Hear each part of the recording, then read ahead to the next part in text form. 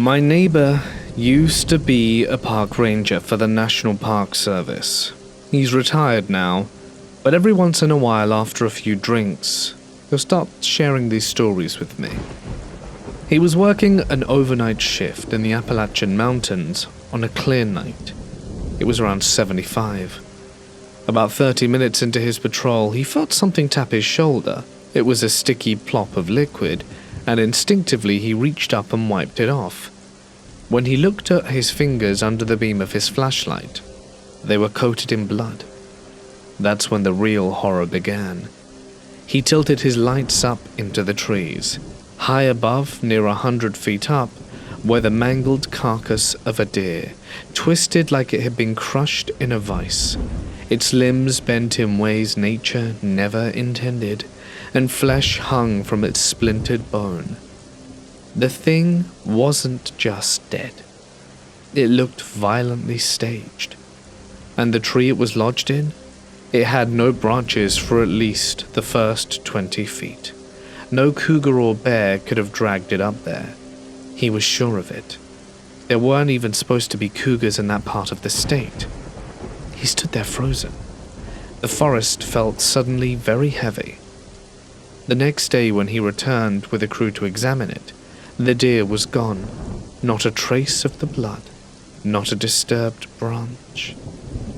But that feeling that he was being watched persisted. The second story creeped me out the most. My neighbor wasn't on duty for this one. He was on vacation, hiking through New River Gorge National Park in West Virginia. It's massive. Over 65,000 acres of twisting trails, ghost towns, and sheer wilderness. He'd been hiking a familiar trail when he noticed a faint side path, probably a deer trail, or maybe something cut by bikers. He was in an adventurous mood, so he veered off, breaking branches, and went to mark his route. The further he walked, the quieter it got. No birdsong, no wind, just stillness. That's when he found it. In a clearing was a building, not a cabin, but a full-size structure. And it wasn't crumbling or decayed. The windows were intact. The roof looked solid. No moss, no rot, just there, like it had been dropped in the woods yesterday. Curious, he got closer, and the building turned out to be a church. The front door wasn't locked. He stepped inside quietly, and the air smelled faintly of damp stone and candle wax. But the inside was clean, too clean. No debris. The pews were intact. The altar was standing, and sitting on the altar was a large, leather-bound book. He walked closer and realized something was off. The book wasn't a Bible. The text was strange, no language he recognized, and the symbols decorating the walls and altar weren't crosses. They were unfamiliar, jagged, and intricate, like something out of an ancient cult. That's when the feeling hit him. When your skin prickles up and your stomach knots, and every instinct was screaming at him to get out of there. He backed away slowly, trying not to make a sound. Then he heard a soft creak. He didn't wait to see who or what was there. He bolted out the door and sprinted into the woods, following his broken branch tail back to safety, and didn't look back. Later he reported the building to the park authorities. They dismissed it. Probably an old church left over from a mining town. It was still structurally sound. There was no need to check it. But he knows what he saw, and what he felt. That he was never supposed to step inside that place, and something else must have been in there with him. He said he still dreams about it, the book, the symbols, and the silence, and the footsteps following behind. About 15 years ago, I worked part-time for my dad at a cemetery just outside of town. It was nothing glamorous, mostly groundkeeping. He handled the landscaping, mowing, trimming, and watering, and cleaning up after services. I was the extra set of hands he called in after big funerals or during holidays when things got messy, as people leave a lot behind. Tissues, wrappers, half-eaten food, even beer bottles. We weren't trying to disrespect the dead, quite the opposite. Family appreciated coming back to a clean gravesite. It was simple and quiet work, and honestly I didn't mind it. And it wasn't creepy either. At least, not for a long time. I only ever worked during the day. Nothing paranormal, no strange figures, no cold spots. Just grass and stones and the normal stuff. So there was this burial scheduled for a family of 3, a husband and a wife and their child. Victims of a home invasion. The details were fuzzy. I hadn't paid much attention to the news at the time, but my dad told me that their lives had been taken while at home. Something brutal and senseless. Their plots were near the back of the cemetery, in what we called the prestige section, where prominent locals were often laid to rest. We spent a full day prepping the area, clearing the brush, trimming trees, raking fresh gravel. It had to be perfect.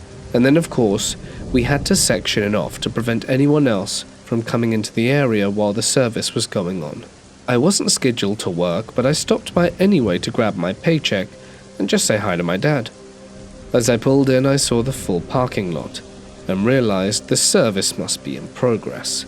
So I quietly entered through the back to not disturb anyone. My dad was inside. He appeared distracted.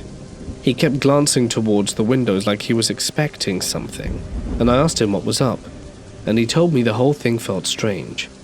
He said a few black SUVs had pulled in at the end of the funeral procession, way behind the other vehicles, and from one of them stepped a man surrounded by 4 or 5 bodyguards dressed in dark suits. I figured it was some kind of high-profile relative, perhaps police protection given how the family died, but my dad wasn't so sure. He said the air changed when they got there, like everyone knew not to ask questions.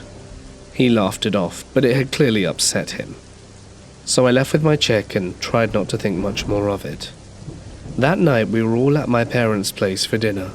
My mum had just had surgery on her knee, so we were helping out. We were finishing dessert when my dad started getting antsy again. He simply couldn't shake this feeling, like he'd forgotten something important. We checked everything, the stove, the doors, the dog, even called my sister and everything was fine. Then he said, "What if I forgot to lock something up at the cemetery?"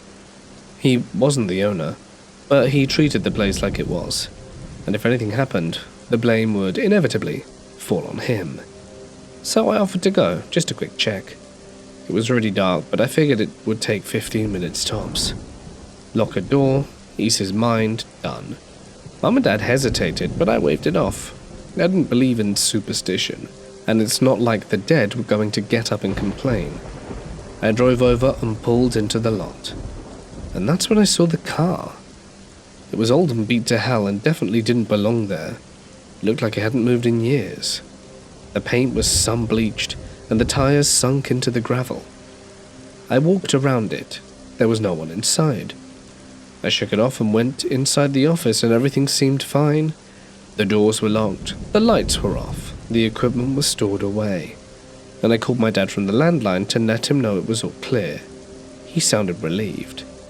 I was locking the front entrance when something caught my eye. The main cemetery gates, the ones that should have been chained shut, were wide open, and the lock was dangling from the side. That's when the hairs on the back of my neck stood up. Something was wrong. I told myself it was nothing. Maybe my dad forgot to chain it up after the rush. I was about to leave it alone, but I couldn't. Something was compelling me to check. So against my better judgment, I skipped the golf cart and walked the grounds on foot. Everything was fine until I got to the back. That family grave, the new ones we'd just dug. It was torn apart.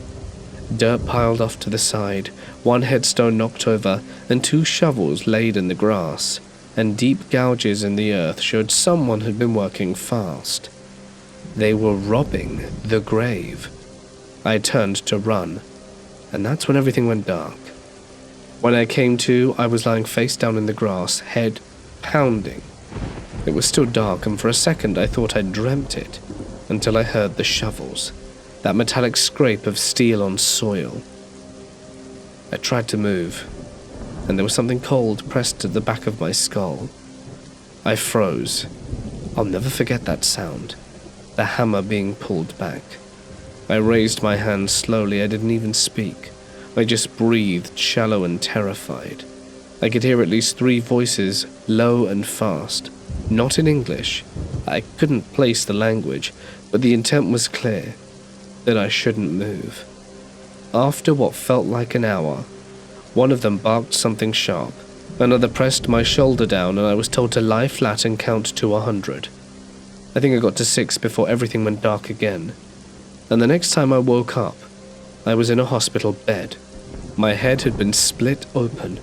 Concussion, bruised ribs, dehydration. My parents were frantic. My dad had panicked after I hadn't returned in half an hour.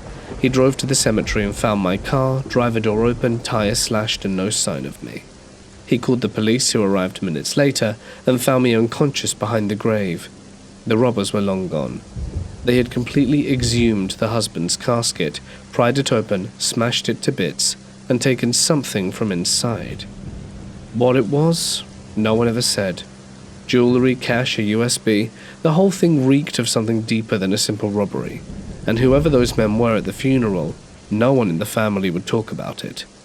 The police took my statement, but nothing ever came of it. No arrests, no fingerprints, no cameras, until my dad demanded security upgrades. Now they've got motion lights, lock gates, cameras, everything. Mostly they catch raccoons or the occasional homeless guy sleeping in the lot. But I never went back at night, and I never will. When I was 12, I was walking to my psychiatrist for my weekly appointment. It's a half-hour walk after dark, and I enjoy walking, especially after dark when things were quiet, peaceful, and slow and no one else was around. I didn't live in a dangerous neighborhood, nor did my walk take me through any dangerous neighborhoods. As I'm about halfway to my destination, a car, a Cadillac, comes driving down the street. Some people, both male and female, were in the car, sticking themselves halfway out the window and taunting and jeering at me as they drive by. They were a bunch of teens in their early 20s and such, and I ignore them and keep on walking. About a minute or two later, the same car comes down the street again, and those people are jeering at me, taunting me again, and I don't know who they are. Maybe they live in the neighborhood. I still ignore them and keep walking. Another minute or so goes by, and again they come driving down the street, taunting and jeering, and now I'm worried. They're circling the block over and over, deliberately focusing on me. As soon as they reach the corner and make the turn and are out of sight, I duck behind some bushes in someone's front yard and wait. The car comes again down the street. This time, not seeing me walk down the street, they're not jeering. They pass right by me in my hiding place and turn the corner. They think I finally reached my destination, one of the houses on the block, and went inside as a result and driven away. But I thought wrong. Stupidly, I leave my hiding place and go back to walking on my way to my psychiatrist. But I should have stayed in those bushes much longer, because that's when I hear the car approaching. They spot me and start it all up again. They turn the corner. This time I run towards my destination, but I know I won't get far before the car and those kids catch up with me again. So to that effect, I decided to hide behind the bushes in front of an apartment complex, this time resolving to stay there for a good while until the thugs in the car give up their search for me. I'm hiding in the bushes for not long, maybe 30 seconds, and when a guy of those apartments pops out from his apartment, asking why I'm hiding in the bushes.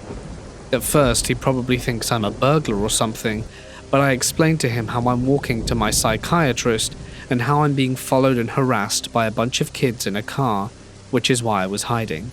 The guy can instantly tell from the tone of my voice and facial expressions that I'm telling him the truth, and can see how scared I am. Just then, the car comes down the street and pulls right up at the curb directly in front of us. They look at me and the guy I'm with.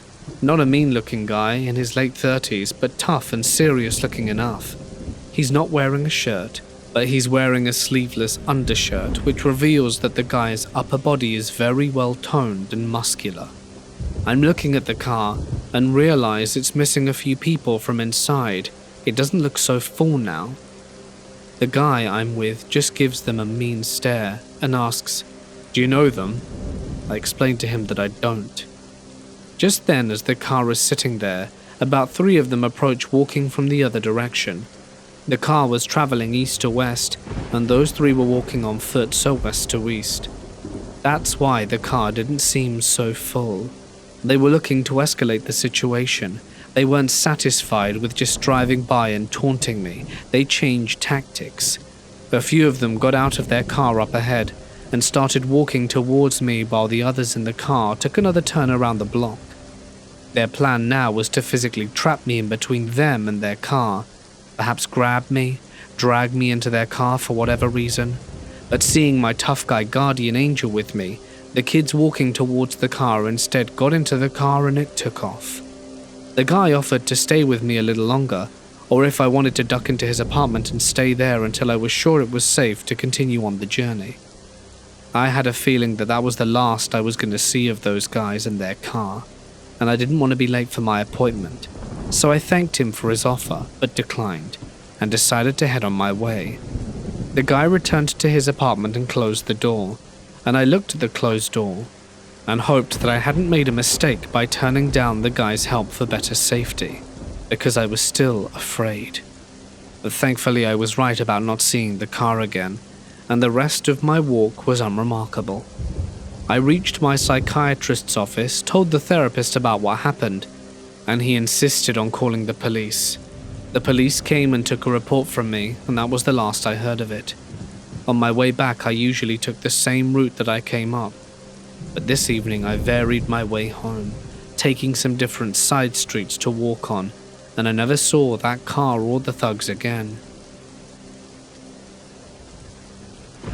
This story has haunted my family for 4 generations. I used to visit my great-grandparents often as a small boy. My great-grandfather was a tall, robust man with a sense of humor that was always youthful and lively. We connected despite the age gap, and I always looked forward to our time together. But one day, everything changed. It was just he and I in the house. My grandparents had gone out, leaving me with him.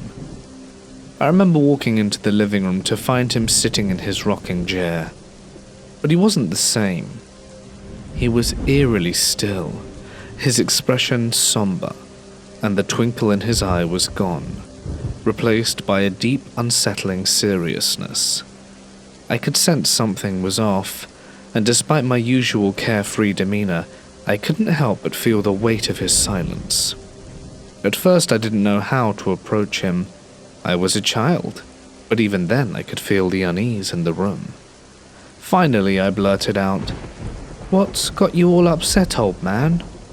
I always called him that as a joke, but today it felt like a poor attempt at breaking the tension. His face shifted, and a small grin crept back onto his lips, but it was weak, almost as if he was trying to hold something back. "Would you think I were crazy if I told you a story?" he asked. It was unlike him that I immediately took a step back. I hadn't expected something like this. "What's the story about?" "A ghost story." I was a little bit scared. Okay, I said. And then he started with his tale. I grew up with a man called Jeremiah. He lived in a house besides ours when I was a kid. We were best friends all through school, and after high school I joined the military and went off to college. We lost touch for a while, but when I returned home after 6 years in Japan, we reconnected. We decided to go hunting one weekend, something we had done many times before. He paused, the memory clearly taking him somewhere dark. His fingers clenched around the armrest of the chair, and I could feel his unease growing. That morning, something didn't feel quite right. It was subtle, just an uncomfortable feeling in the pit of my stomach. I almost called off the trip, but pushed it aside thinking it was just nerves. Jeremiah felt it too. Motion sickness on the drive to the spot. But we tried to shrug it off. The road was winding after all. When we arrived, I noticed something strange. The place didn't look like the way I'd remembered it. There was a clearing I didn't recognize. And the air was too light. My gut was screaming at me to turn around and leave, but I pressed on. I walked into the clearing, and that's when I heard it. Footsteps, breathing. It was close, right behind me. The wind picked up, swirling in the direction like it had a mind of its own. And that's when I turned to tell Jeremiah to step back, but he was gone. I called for him. Nothing. I whistled, but there was no response. My heart was pounding and panic set in. I turned and ran back to where we parked, but when I got there, his truck was gone. I could feel my breath catching in my chest as he spoke. I could almost picture it, the isolation, the growing sense of dread. I drove back furious that he'd left without a word. I went straight to his house, but when I got there, his parents were sitting in the living room. I asked them when Jeremiah would be home, but they looked at me like I was crazy. They told me they hadn't a son called Jeremiah, and he was never a part of the family. I was beyond confused. I started looking around. No one knew him. No one had even heard of him. He wasn't in any of my yearbooks. I couldn't find his name anywhere. He let out a chuckle, but it didn't sound like humor. The only evidence I had was the packing list, the one we'd made for the trip. It's old and worn now, but his name is still there. What he was supposed to bring, what we were going to do. But no one, not a single person could remember him. Jeremiah was gone, like he'd never existed to begin with. Then there was this long pause, and I could feel the weight of his words hanging in the air. His eyes were distant now, and the sadness was palpable. I wanted to say something, but I was speechless, trapped in the same haunted silence he was. Not knowing what to do, finally I hugged him. He seemed lost in his own mind, and I began to worry that he was slipping.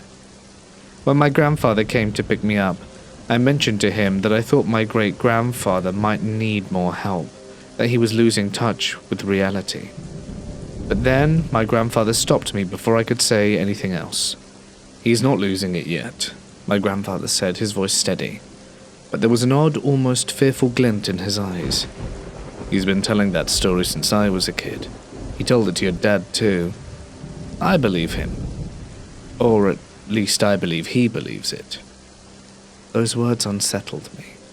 My grandfather didn't believe in ghosts or aliens or anything supernatural. So for him to say that, it made my blood run cold. I've never forgotten that story, or the packing list. It's still in my possession, actually, worn with age, but the name Jeremiah remains. A reminder of something that I cannot explain. And as time goes on, I wonder what really happened that fateful day, or that long ago. Did Jeremiah get caught up in some kind of glitch in reality? And get thrown into another world, a parallel universe perhaps, where my grandfather didn't exist? But I trust my great-grandfather's story. Maybe one of you can make more sense of it than I can. My father wasn't just a logger. He was a cutter. One of the few trained to handle the sawbeasts known as tree harvesters. Machines built like tanks, armed with spinning blades capable of slicing 100-foot pines like butter. His work took him to the farthest reaches of the wilderness, places so remote they don't appear on any map, right in the middle of nowhere. This job was already off. The road up the mountain had been devoured by time, covered in fallen trees, landslides, and thick, choking brush. It took them 3 weeks to clear a path for the machine. No one was supposed to be up there. No trails, no hunters, no sign of life. Just the hiss of wind and the mechanical growth of metal teeth biting into wood. My father was teamed with another cutter, a guy called Rene. They worked long hours, often sleeping in battered campers parked near the work zone. Pay was based on volume, not time, so they pushed themselves to 16 to 20-hour shifts, alone in that forest, day after day. It began with the radios. Strange, fragmented voices leaking through their headsets, barely audible whispers, static-laced syllables that meant nothing. They changed channels, but the voices followed. Sometimes it sounded like laughter, and others it sounded like chattering, too garbled to understand and too clear to ignore. The deeper they cut into the forest, the more distinct the voices became. Two men, conversing in low tones. They weren't workers and they weren't from the crew. My father and Rene both agreed something was wrong. They were not lost hikers or survivalists. They were stalking. That's when they began to find things. Odd rusted-out containers in the brush, makeshift fire pits still warm with ash, and trash bags buried under leaves. It was clear that someone else was here living with them. But the mountain was 2.5 hours from the nearest sign of civilization, and there was no way in except for the road that they themselves had cleared. Didn't make sense. Then they found the tent. Rene spotted it tucked into the tree line, camouflaged beneath ferns and filth. Inside one of the sleeping bag, a dented duffel bag, and when they unzipped it, children's underwear. Dozens of pairs. Not only that, but rope, duct tape, then crumpled sketches of stick-figure children being assaulted, drawn with disturbing childish scrawls. Candid photographs of kids at parks in yards, looking over their shoulders. The apple on the ground beside the sleeping bag was fresh. They weren't alone, and the person out there was far worse than they'd imagined. Rene wanted to leave immediately, but my dad, always stubborn, always trying to push through the pain, refused. He insisted on finishing the job. Just a few more days. They agreed to speak over radio only in emergencies, hoping to hear more from the intruders. What they heard chilled them. One man talking about collecting firewood, and another one complained about the noise of the machines. They didn't even sound like they were hiding. They sounded comfortable, as if this was their mountain. Finally, my dad snapped. One evening after a long day of cutting, he grabbed the radio and barked out, "Who are you? Why are you here?" There was silence, and the voices never returned. That night, Rene shook my dad awake in a panic. "Get your gun. Someone's outside." My dad sat up in total silence, and then heard soft footsteps circling the camper. Something scraped under the metal undercarriage, then a click, the doorknob turning. The camper door creaked open, but no one climbed in. They waited in the darkness, and minutes passed. Then scratching sounds just beyond the door. My dad nodded to Rene and crept to the door, gun in hand. Unloaded. He realized too late the rounds were somewhere in his pack. He never found them. As he approached the door, a flash of movement, then searing pain. A jagged blade raked from his right eyebrow across his nose to his left cheek, and stumbled out of the camper, landing hard. A man with a knife followed, lunging on top of him. Another figure appeared behind them, kicking my father in the head with steel-toed boots. Dazed and nearly unconscious, he saw Rene leap from the camper and tackle the attacker. The second man fled into the woods like a ghost. The other one with the knife scrambled after him, leaving behind only a smear of blood on the dirt and a glint of blade in the moonlight. They didn't sleep that night. They drove hours through darkness to the nearest town, where my father received stitches and a partial reconstructive surgery. The blade had torn his right eye. To this day it looks less like a human eye and more like a slitted cat's pupil. Neither he nor Rene ever went back there. 2 weeks later, the rest of the logging crew returned to finish the job. One of them, a guy called Keegan, went missing. He was found days later dumped in a ditch off the side of the logging trail, bound, gagged, violated, with his throat cut so deeply it had almost removed his head. The police never found the men. No arrests, no suspects. My father hasn't worked a day in the woods since, and sometimes he wakes up screaming in the night. This happened about 4 months ago. My friend called and asked if I could give him a jump. His work car wasn't starting. He works private security, checking on properties that have had vandalism or break-ins, and tonight he was doing a late patrol alone. I said sure, because it was going to take at least a few hours for someone from his company to reach him. He dropped me his location, and I began making my way there. I never thought much of it, until I turned onto the driveway and realized where he was. A cemetery, of course. And not near the entrance either. He was way on the far side of the property. So I just kept my eyes forward and drove the winding road through the graveyard. He was waving his flashlight to help me find him, and I pulled up next to his car and asked him what happened. He said it died out of nowhere while he was turning around in this gravel lot. Just cut out completely. I had him pop the hood while I grabbed my jumper cables and some pliers from my trunk. When I checked under the hood, I saw a battery cable had come loose. No big deal. I slipped it back on and tightened it as best I could with the pliers.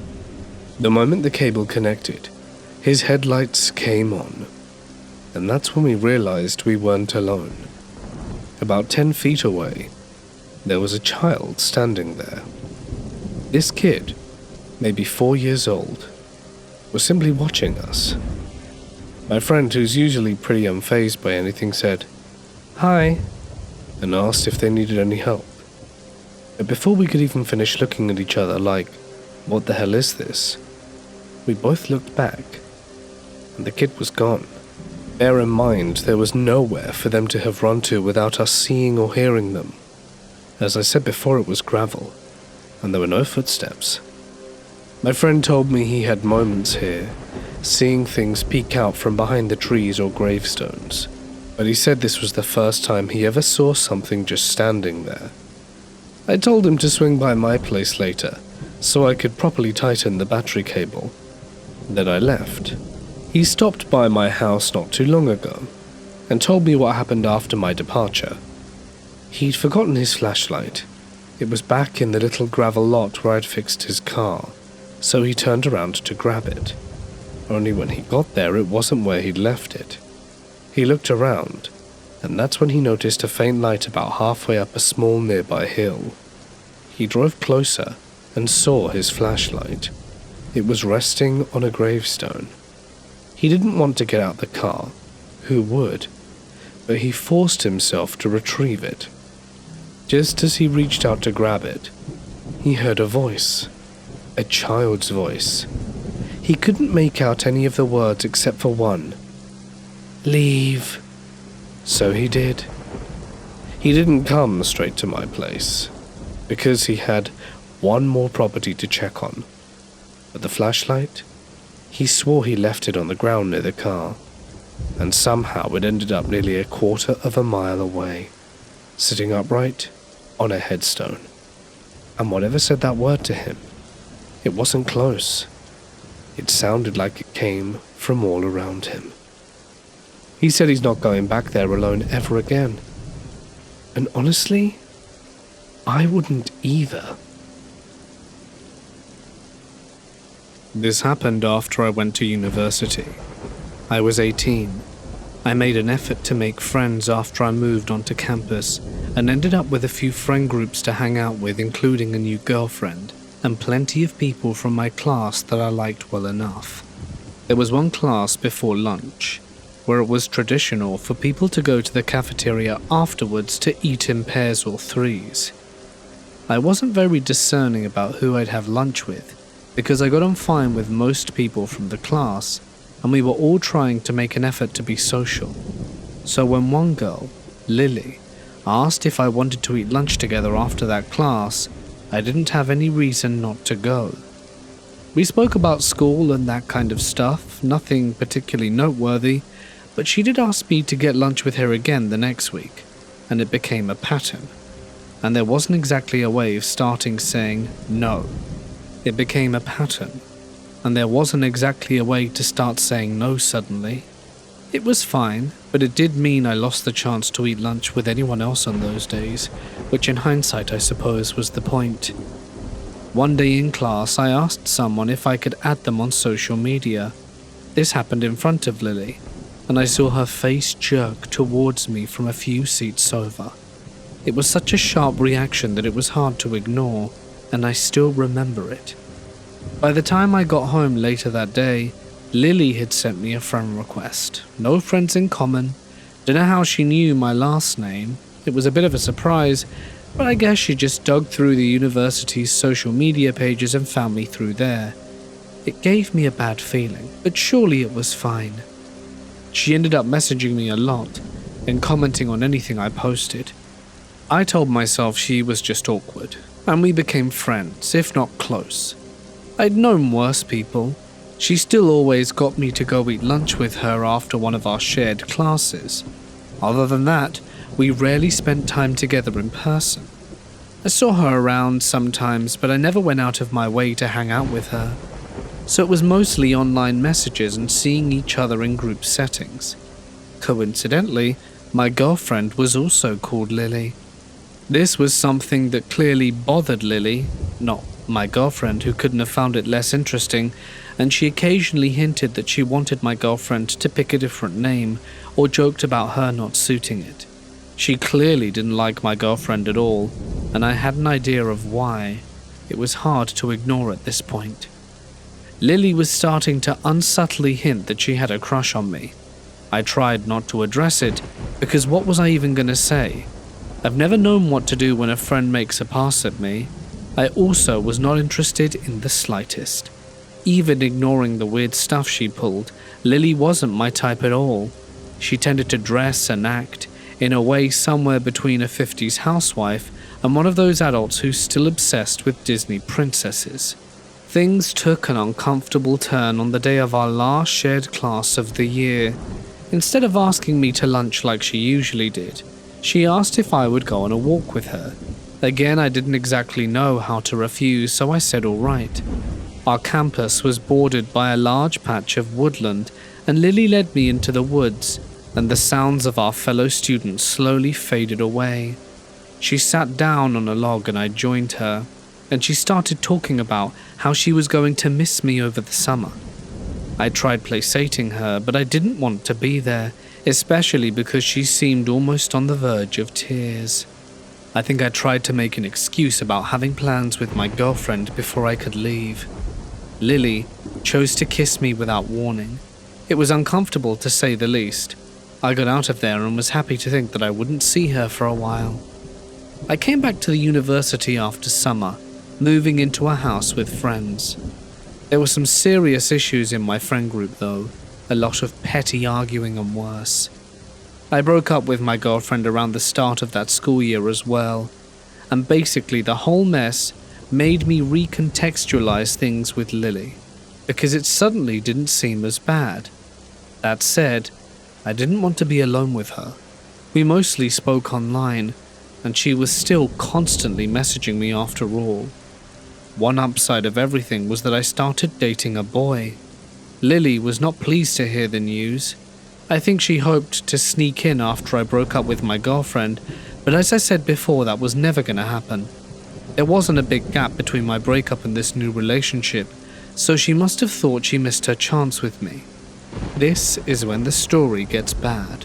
At this time, I was fairly active on Tumblr. I occasionally talk about my life and mostly reblogged photos and stuff. I was on there one day when something odd happened. One of the blogs I followed had received an ask with some phrases I recognized. It took a second to register that it was taken from my About page. That made me freeze. I read the message properly.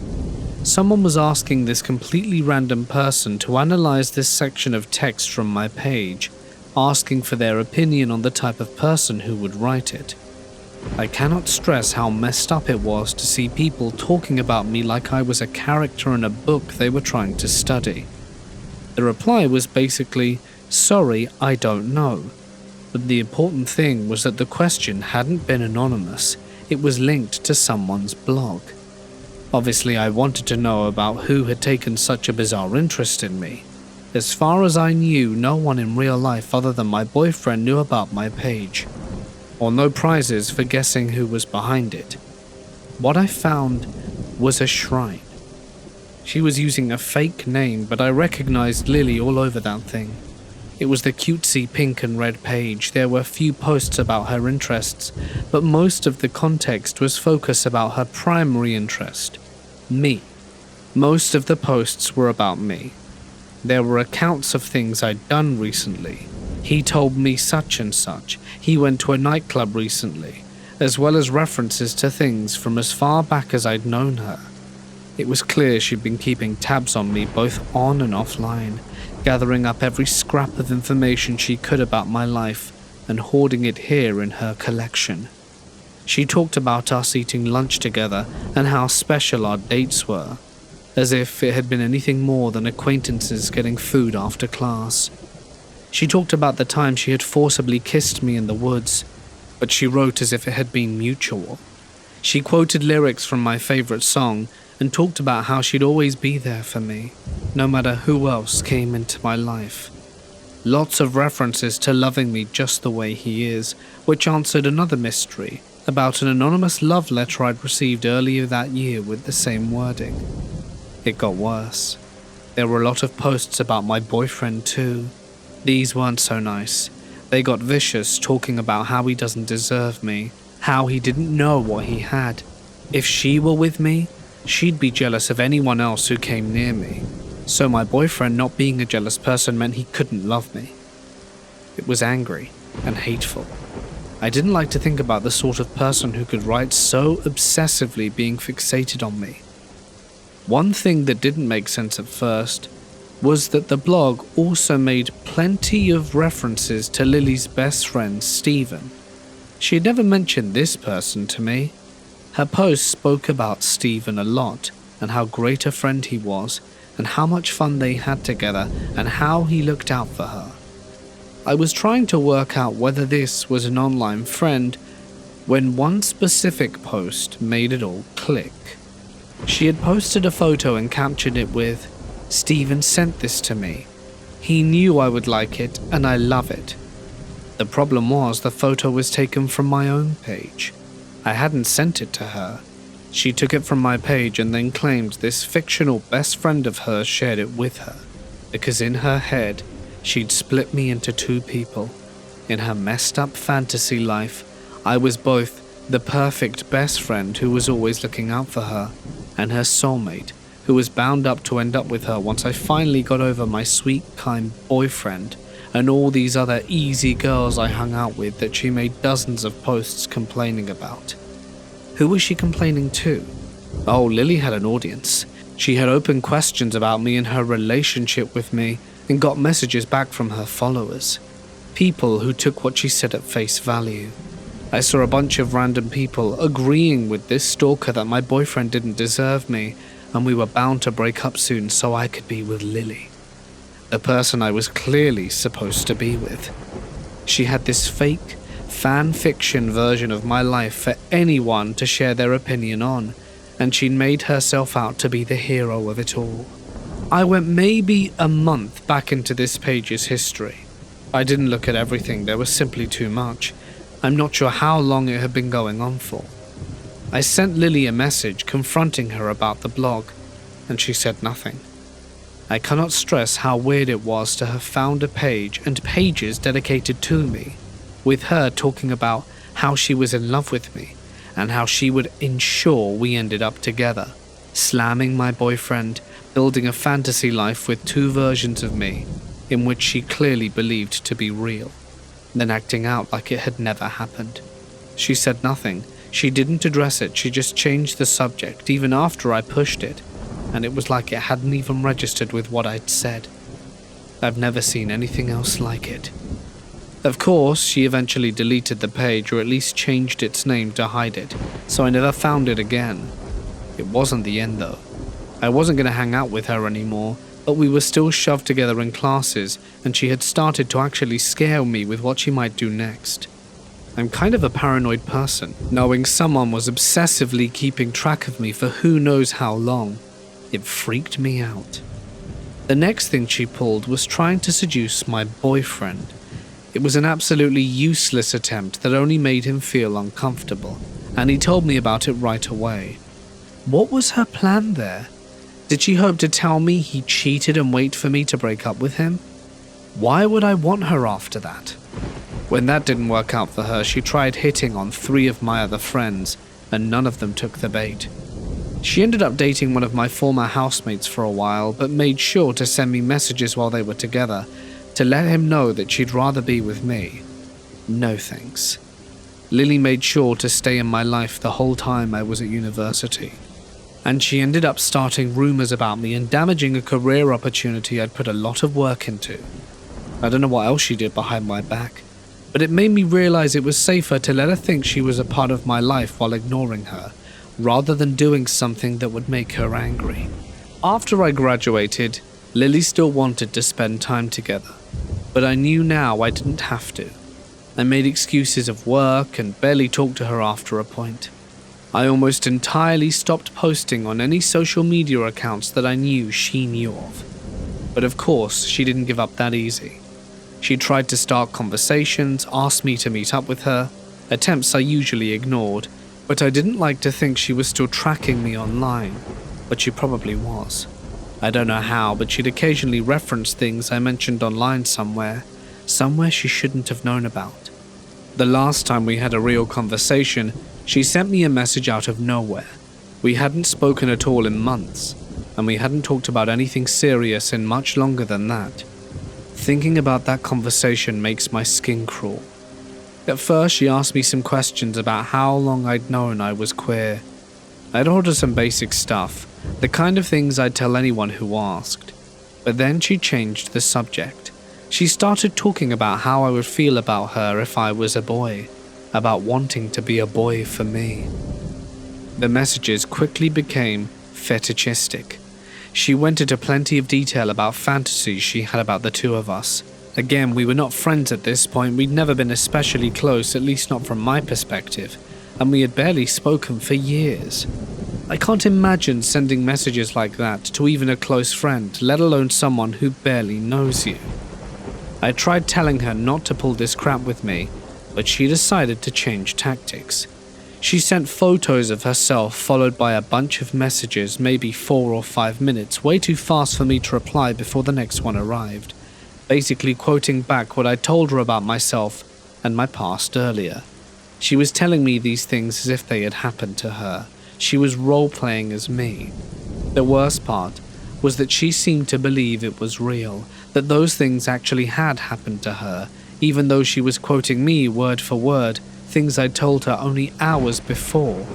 It was like she was trying to absorb my story, to take over it, to make my life part of her.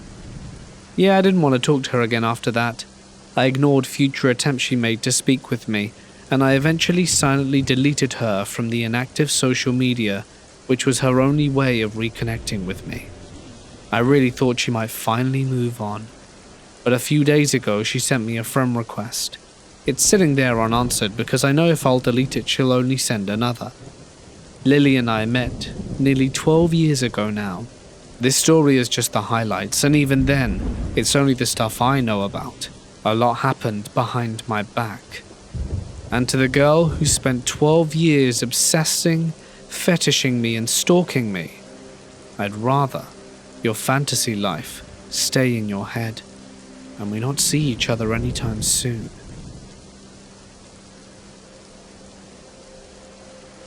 I was around 8 years old when this happened. It was a warm summer evening, and I had been invited to my friend's backyard barbecue. Her name was Llewellyn. Llewellyn lived in a house with a large backyard. Half of it a wooden patio where the adults gathered, chatting and laughing. The other half a patch of grass where we played. In the far corner of the yard stood a small play tent, stuffed with old toys and blankets, a perfect hideout for us kids. Llewellyn had a next-door neighbor, another little girl our age called Brenda. She would often come over to play, and today was no different. Llewellyn decided to text Brenda to invite her over, and within seconds got a reply that she'll be right over. Llewellyn turned to me and said, "Hold on, I'll go get her." She then left through the pathway that curved around the house leading towards Brenda's home. And then, not even 5 seconds later, Brenda walked into the backyard alone. I had just seen Llewellyn leave for her, but here was Brendan walking in like she had just come from her home. Maybe she couldn't wait and decided to walk over. It was odd, but I didn't think much of it. "Hey, Brenda," I greeted her. We chatted for a minute, and then she turned and crawled into the tent, shutting herself inside.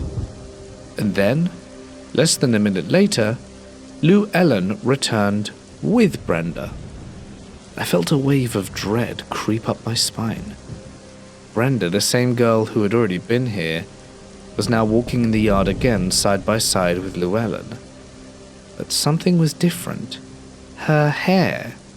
The first Brenda had worn her hair in a high ponytail, but this one's hair was completely loose, falling around her shoulders. I turned back to the tent, expecting to see the first Brenda step out, maybe laughing, telling me it was some kind of joke. But the tent never moved, and the only exit was the one at the front. There was no secret compartment she could slide through, and bear in mind, I had been just outside the tent the whole time. So there was nowhere for her to go, no magical place for her to vanish to reappear on the other side of the house just moments later. And I watched in stunned silence as second Brenda joined us, acting like nothing was wrong. I never told Llewellyn or Brenda what I saw that day. Not then, not ever. Even now as an adult, I struggled to make sense of it. Did I imagine it? A trick of the light? A lapse in memory? Or did reality falter for that brief time? About 15 years ago, I lived in Sulphur, Oklahoma. My playground? The Chickasaw National Recreation Area. I loved that park so much. I rode more miles on my bike than anywhere else. I walked nearly every trail and rode nearly every road. Every day I would ride my mountain bike up and down the trails and would be home by nightfall most days. One night, however, I had rode out a bit further than usual.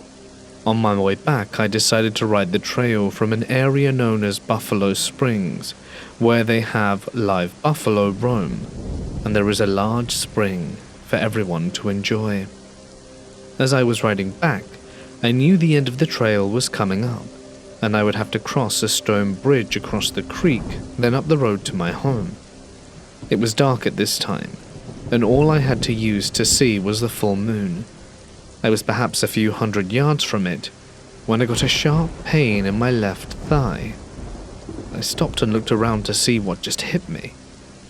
Then I heard a noise sounding like something hitting the ground hard in front of me. There was a rock about the size of a baseball rolling across the trail. I was confused and started to look up the side of this hill. Just as I turned my head to look, I almost fall off my bike when another rock comes flying down, hitting my front wheel. I finally have my eyes adjusted to look and see someone very tall and dark and covered in hair at the top of the hill, throwing these things at me and screaming. I yelled I had a cell phone and was going to call the cops. I didn't actually have a cell phone at the time. This seemed to piss it off. He started charging down the hill towards me, and I, for obvious reasons, lit up the bike and took off. Just as I crossed the bridge, I heard a huge splashing noise in the creek and saw that a large rock had been thrown. I was in the clear to go home, but was frightened all the way there. I went to the ranger station the next morning and told the ranger. He says, "Oh, so you were attacked by Bigfoot?" I don't know, but something was trying to hurt me out there. "Okay, Justin. If I see Bigfoot, I'll let you know." I said it was fine and left. The very next week I was riding in the daylight, when the park ranger pulled up next to me and asked for me to get in. When I asked why, he said he needed to show me something. We headed to the police department in town, and before we got out the car he turns to me and says, Justin, I have to give you an apology. I'll be honest, I didn't believe you when you told me your story of being attacked.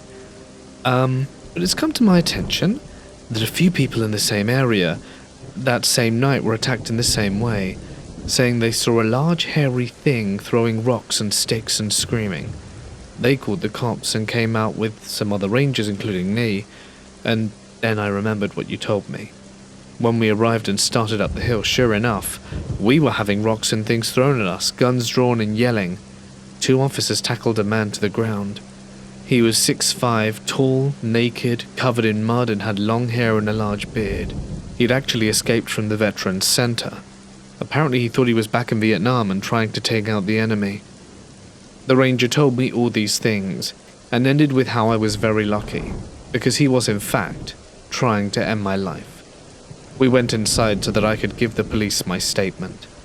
They had to send him to a more secure facility for treatment. And to this day I still get shivers when I hike that trail, and always keep my eyes on the ridgetop. This happened around 2007, in a tiny, remote town in western New York. I was with my 2 friends, Jane and her boyfriend, John. We were out ghost hunting, nothing dramatic, just exploring old cemeteries, taking pictures, and see if anything would show up. At one point, Jane wanted a few more pictures, so John and I waited in my SUV while they wandered off into the older section of the cemetery with her flashlight. It was close to midnight. We were parked on a back road, and even though it was secluded, there were a few streetlights ahead on the road. Jane was behind us off to the right, but we could still see the bobbing of her flashlight. Everything was fine. Then it happened. John and I were both looking up ahead on the road, when something just appeared. From under a streetlight on the left side of the road, a dark figure stepped into view. When I say dark, I don't mean dark as in silhouette. I mean a complete void of color, darker than anything I'd ever seen. It was human-shaped, but not human, with no features, no face, no texture. But what stood out the most was its hat, wide brim, flat top hat, almost like an old preacher's or undertaker's. We both froze. It took maybe 30 slow, deliberate steps, and then just before it reached the streetlight on the other side of the road, it morphed. It changed mid-step into the shape of a black cat, still that same featureless void, and disappeared silently into the open field beyond. John and I simply stared at each other. Neither of us could speak for a full 2 minutes, and when he finally did, all he could say was, You saw that too, right?" We were just sitting there in stunned silence when Jane came back, knocking on the window. I couldn't even move to unlock the door. I managed to lift my hand just enough to hit the button. She opened the door and joked, "You look like you've both seen the devil himself." John, who's a big guy, tall and muscular, someone you don't expect to shake easily, was visibly trembling. His eyes were red with tears. All he could manage to say was, "Cat." I tried to explain what happened, but the words came out jumbled. My brain was still trying to make sense of it, error 404ing all over the place. Jane didn't know what to think. She kept saying things like, "This isn't funny anymore. You're starting to scare me." John was so disturbed, he insisted we stop at his church on the way home. We stood in front of the statue of the Virgin Mary, hands clasped, whispering prayers in the dark, while John pleaded out loud for protection. On the drive home, I remember thinking how crazy it all sounded even to me. Years later, I reconnected with Jane after we'd fallen out of touch. The first thing that came up, unsurprisingly, was that night. She said she hadn't forgotten it. In fact, right after it happened, for weeks, every single cross in her mother's house turned upside down, by itself, as Jane and John were living with her mother at the time. It didn't stop until her mum went through the house praying intensively in each room and blessing everything she could. So did something follow them from the cemetery? I don't know. Years passed. Jane and John moved out of state. We all got on with our lives, more or less. Then one day, recently, something strange happened. I shared this story on Reddit, not thinking much of it, just wanting to get it out of my system. Later that day, our 16-year-old cat, my beloved pet, died suddenly in my arms. He hadn't been sick. It just happened, and I was heartbroken. My husband shared the news on Facebook, and not long after, Jane texted me, saying she was sorry. She then added that her family's 8-year-old dog had also died that very same day just earlier. And then Kelly, another friend who heard the story, messaged me that her 6-year-old completely healthy dog had also died that same day. 3 animals, 3 homes, 3 states, all gone within hours of each other. After I told the story again, I haven't told Jane, I published it online, and I'm not sure I ever will. A part of me desperately wants answers. But another part of me, the part that still wakes up at night remembering the dark void, the shape of a man, that part thinks perhaps I'm better off not knowing. My high school counselor was a creep and a stalker. This took place in the 80s. I'm Japanese and Hispanic, and when I started high school I didn't know a single word in English, and speaking in either Spanish or Japanese was frowned upon. So I relied on my school counselor, as he was also Hispanic and was very kind, friendly, and helpful and attentive. Mr. Miranda was a short, stubby, wrinkled man in his 60s with deep-stained yellow teeth, a thick, bushy moustache, and awful breath.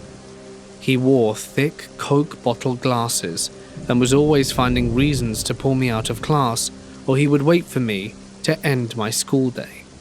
The funny thing was, he always knew where I was. He would take me to his office and would close his door and often lock it. Most of the time, he complained about his kids and how he hoped his kids were as studious as I was. He would always say how beautiful I was, how smart I was for being able to start high school a year younger than typical Americans, and I would just awkwardly reply, "Gracias," or nod my head respectfully. At first, I didn't sense anything wrong, but slowly I felt uncomfortable going to his office for conversations that had nothing to do with my progress as a foreign student, and the way he would pick my chin up with his cold, hairy, nasty hands with long, bony fingers, and would salivate by complimenting my full lips and my Asian eyes. I was most definitely not trying to get too close, as I avoided his nasty, smelly breath. It was horrendous.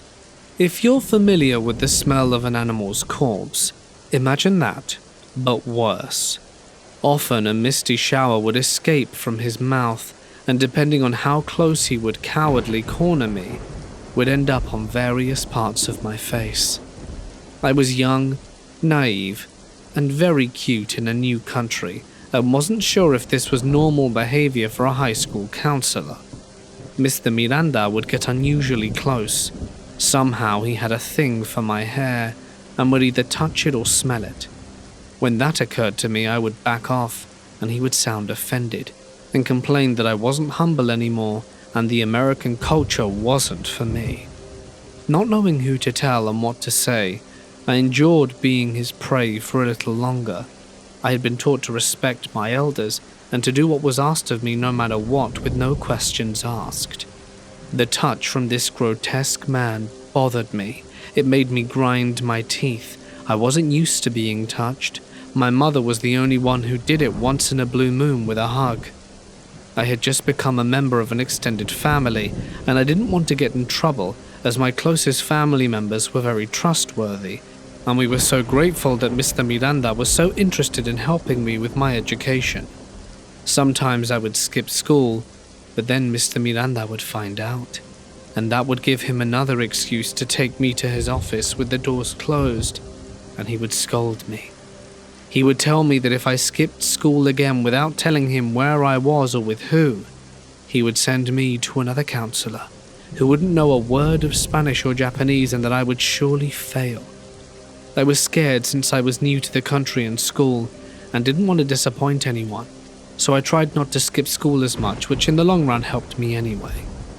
His typical questions were disturbing, as you will soon understand, and they included, but were not limited to, "You haven't kissed anyone, have you?" I would shyly say, "No, senor." "You won't tell anyone about our special connection, because I'm doing it for your own bright future, right?" I would reply with a shaky voice, "No, sir." And this question would always leave me confused and questioning myself. "You haven't given your body to anyone, have you?" I felt so awkward, because I have no idea what he meant by that. All I knew is that no one else had ever touched me so awkwardly as he had, and I would reply, "No, sir." Then he would say, "Yvonne, you're very special to me, and I couldn't live knowing you did those things without telling me." I couldn't communicate with my teachers due to the language barrier, and my friends were struggling as well. I had enough from this creep. After my first semester, I made a promise that I would study day and night to learn English, and I had a good relationship with Mrs. B, my history teacher, and in broken English, I told her about the situation with Mr. Miranda. She looked surprised, but seemed to have put two and two together. Days passed. Then a typical day after school, Mr. Miranda had me in his office telling me that he was taking me out for a drive in his brand new shiny white Corvette with a bright red interior, and he was going to buy me nice things my family couldn't afford, and that he would be taking me home after the mall.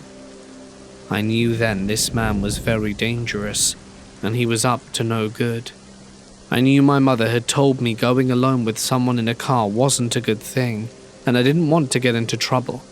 American culture or not, I wasn't going alone with this perv. I said, "I need to use your phone so I can tell my mum where you'll be taking me." Then he said, "No, don't call her. I already told her you'll be with me the rest of the day." I gasped and asked, "The rest of the day?" "What? Don't you trust me? You think I'd ever hurt a beautiful girl like you? What kind of monster do you think I am?" I began to scream and sprinted towards the door, but it was locked. I was cornered like an animal. I continued screaming and throwing whatever I could towards the window to make noise. Then Mr. Miranda said, "There's no one here. It's just you and I."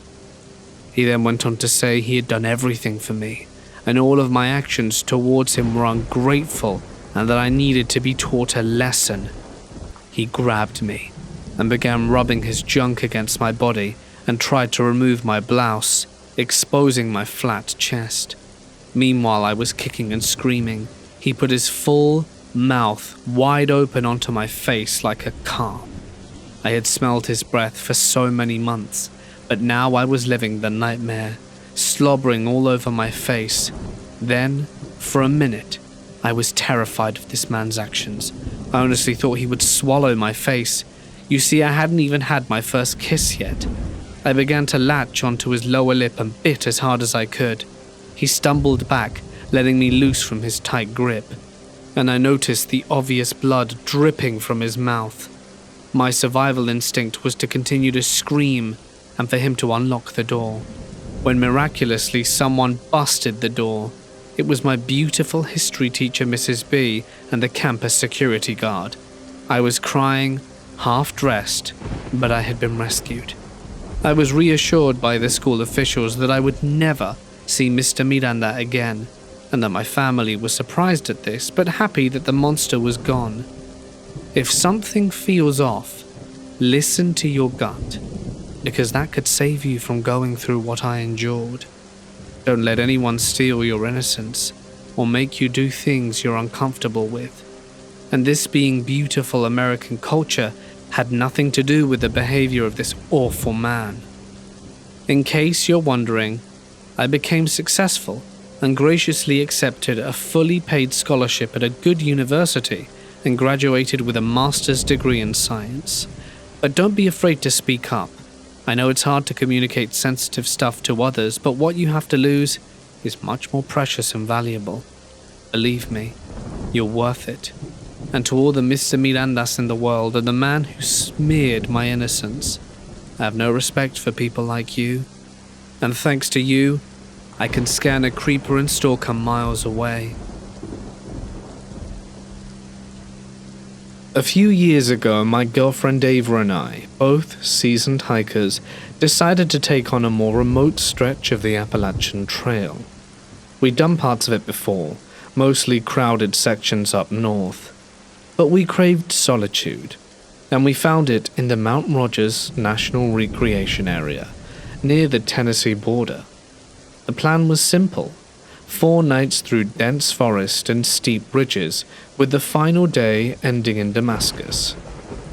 We left in early October, right as the leaves were turning gold.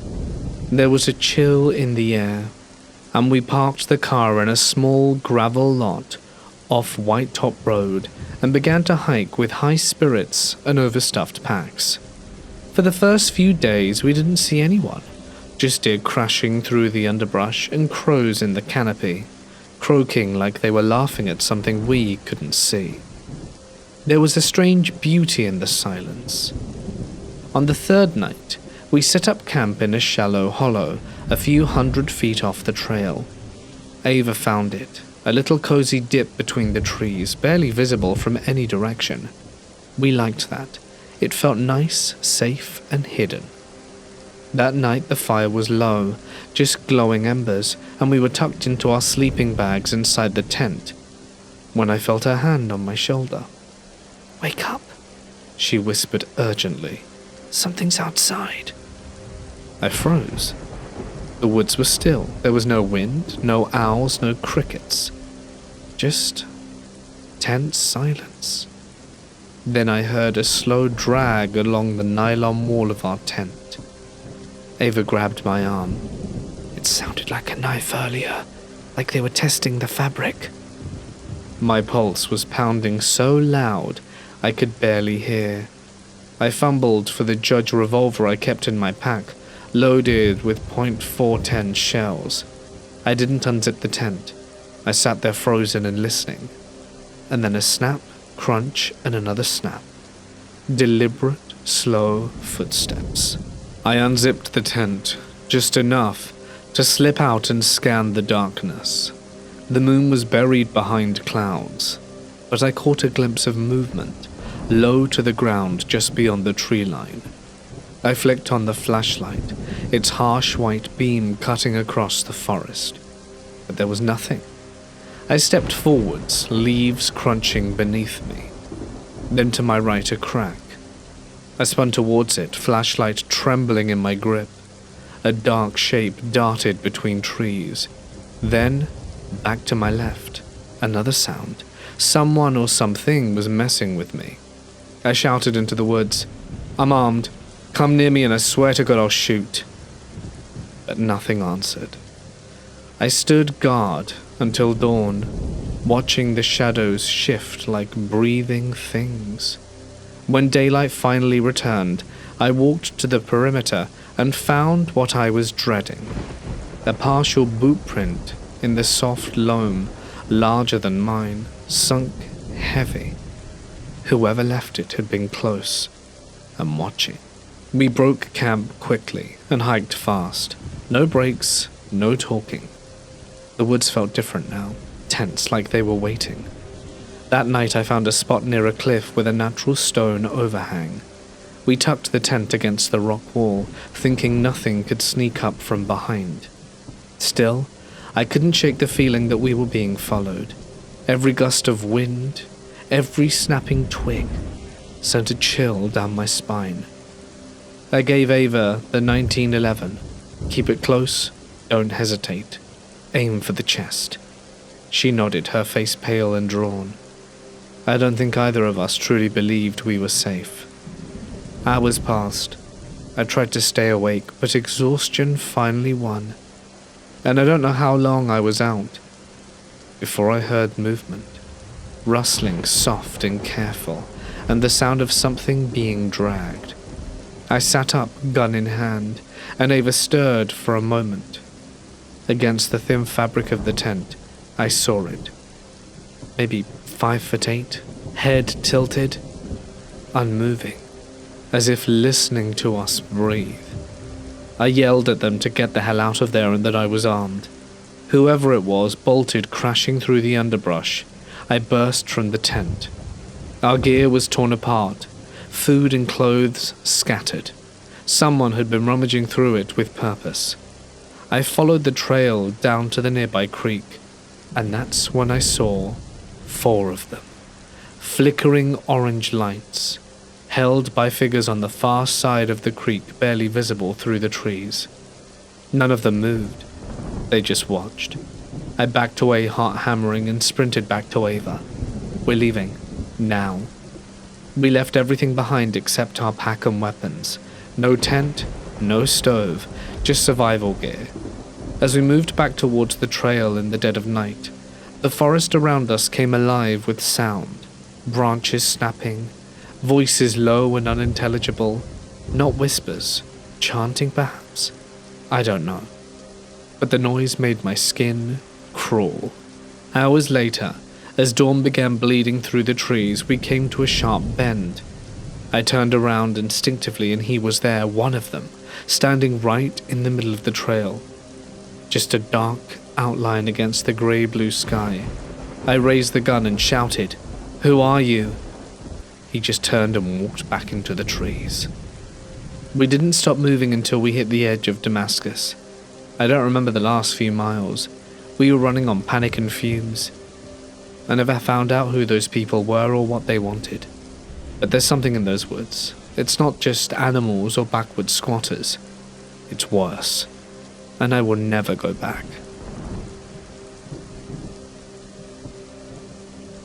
When I was 16, I got a summer job working at one of the largest cemeteries in the Midwest. It wasn't exactly glamorous work, but it paid decently well and I got to work outside. Another guy around my age was hired too, and the two of us spent most of our days walking the paved paths with trash bags, picking up litter, and blowing away artificial flowers. Nothing heavy, just keeping things neat so that the groundskeepers could focus on landscaping. The place itself was beautiful, almost like a park. It had winding roads, big trees, quiet benches, and locals used it for dog walking and jogging. Tourists would even stop by sometimes because of the old architecture and historical graves. But with all that foot traffic came a lot of trash. It was one warm afternoon, and we were working our way through the eastern section, the part with rows of older mausoleums tucked under the shade of some small oaks. We turned a corner onto a narrower lane that ran alongside one of the larger stone buildings, and that's when we saw her. A woman in maybe her late 60s or early 70s, standing quietly with her back against the side of the mausoleum. She wasn't doing anything, just staring at a nearby family plot. What caught our attention right away was how she was dressed. She wore a long, high-waisted skirt with a patterned blouse tucked in neatly. Over that, she had a knitted cardigan, despite it being close to 85 degrees. Her hair was done up in a way that reminded me of old photos from the late 1970s, soft curls pinned back. Not messy, but very deliberate. She looked up like she'd stepped out of another decade, and she was holding a teacup. Not a bottle of water, not a thermos, a porcelain teacup with a little saucer in her other hand. It was delicate and floral, something you'd expect to see on your grandma's china cabinet, and we slowed down as we walked by. She noticed us and gave us a polite smile and lifted her hand in a slow wave. The guy I worked with nodded back, and we gave her a quick little hello. Nothing strange was said, but as soon as we passed, I whispered, "That was weird." He didn't say anything at first, just turned back to glance at her. But she was no longer there. She hadn't walked around a corner. She was just gone. We stopped and actually walked back to look around the mausoleum. It was solid stone, no gaps, no nearby paths, and the door was locked. There's nowhere she could have gone that we wouldn't have seen or heard her. We exchanged one of those looks that meant, did that just really happen? And shrugged it off as best we could and kept working.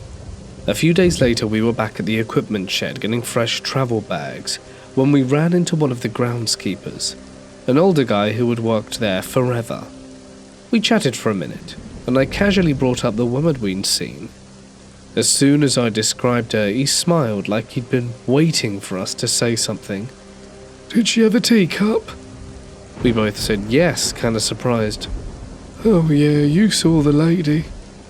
Apparently she'd been seen by staff and visitors for years, always in the same spot, and always looking at the same group of graves.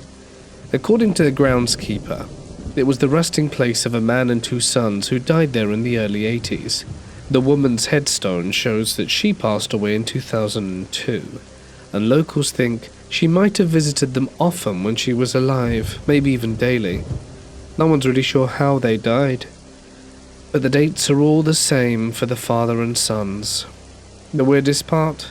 People only ever see her for a few seconds. She never speaks or moves, and is always gone without a sound. I never saw her again, but that brief moment stuck with me. It wasn't exactly scary, just unsettling in a quiet way, like we walked into someone else's memory and didn't belong there. This happened a few years ago in early April. I had planned a 2-day solo canoe trip down the Current River in Missouri. If you've never been, it's a spring-fed river winding through thick woods and limestone cliffs. Absolutely gorgeous and peaceful. It cuts through a valley with a massive rain basin, something I didn't fully appreciate until it was too late. I knew it was going to rain. The forecast called for steady showers, but I'd paddled in worse. I figured the water might rise a foot or 2, maybe 3 at most, nothing I hadn't dealt with before. It started drizzling in the morning and I pushed off. The river was calm, the trees just starting to leaf out, and I had the whole place to myself. By evening the drizzle had turned into real rain, relentless, cold and soaking. It never let up. By the second night I was exhausted and wet to the bone. I pitched my tent on a gravel bar that stood 6 feet above the waterline, a perfect little spot. I ate something cold from a can and crawled into my sleeping bag and passed out to the sound of rain drumming on tent. But at about 4 a.m. I woke up. Something felt wrong. At first I thought I was dreaming, but then I realized the ground beneath me was moving. The floor of my tent was undulating like a waterbed. I slapped on my headlamp and unzipped the flap. The entire gravel bar was submerged. What had been 6 feet above the river was now a tiny 3-inch island and shrinking. The Current River had swollen overnight into something unrecognizable. Brown, fast, and roaring like a freight train in the dark. The trees along the bank were knee-deep in water, and my gear was floating inside the tent. I scrambled to drag everything, what I could carry, into the canoe, and paddled to the highest patch of ground I could find, a narrow ridge barely above the flood. I spent the next hour in the half-light trying to boil coffee on a camp stove balanced inside the canoe. I was cold, shaking, soaked, but still too groggy to understand how bad it had gotten.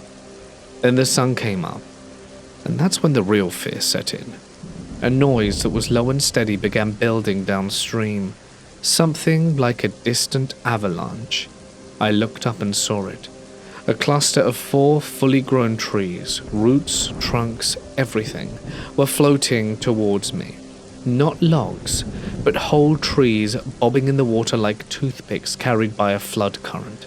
Behind them, the gravel bar I slept on was being churned up and sucked under, stones rolling like coins in a blender. It was all in slow motion and I had nowhere to go. Just me in a canoe, cornered between a ridge and a death trap made of bark and root. One of the trees spun, turning sideways, coming right for me. The river was going to crush me like an insect.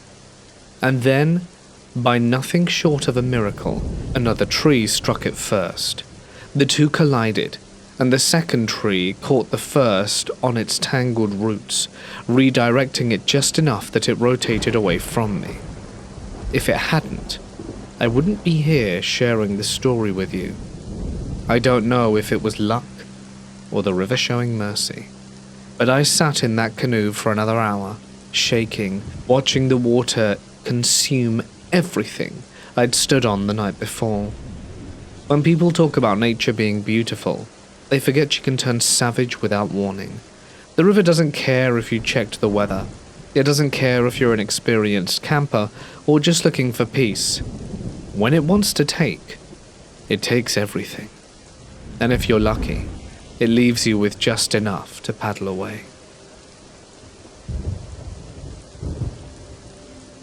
When I was in college, I took a part-time job as an administrative assistant at Willowbrook Memorial Park, a Jewish cemetery nestled in some wooded suburbs. For the most part, it was quiet work, filing, scheduling, handling paperwork for plots, and occasionally answering emotional phone calls with as much grace as a 19-year-old can. Willowbrook followed traditional Sabbath hours, so the gates were always locked tight from Friday sundown to Saturday night, with no exceptions. We always wrapped up by 3:30 on Fridays to respect the observance, but sometimes the office staff lingered a little too long to get a few last-minute things done. That Friday, just a week before Passover, I stayed late with Nancy, the office manager. We were processing payments and double-checking funeral schedules when we heard a sharp knock echo through the otherwise silent grounds. It sounded like it came from one of the iron entrance gates. Nancy frowned. No one should be here.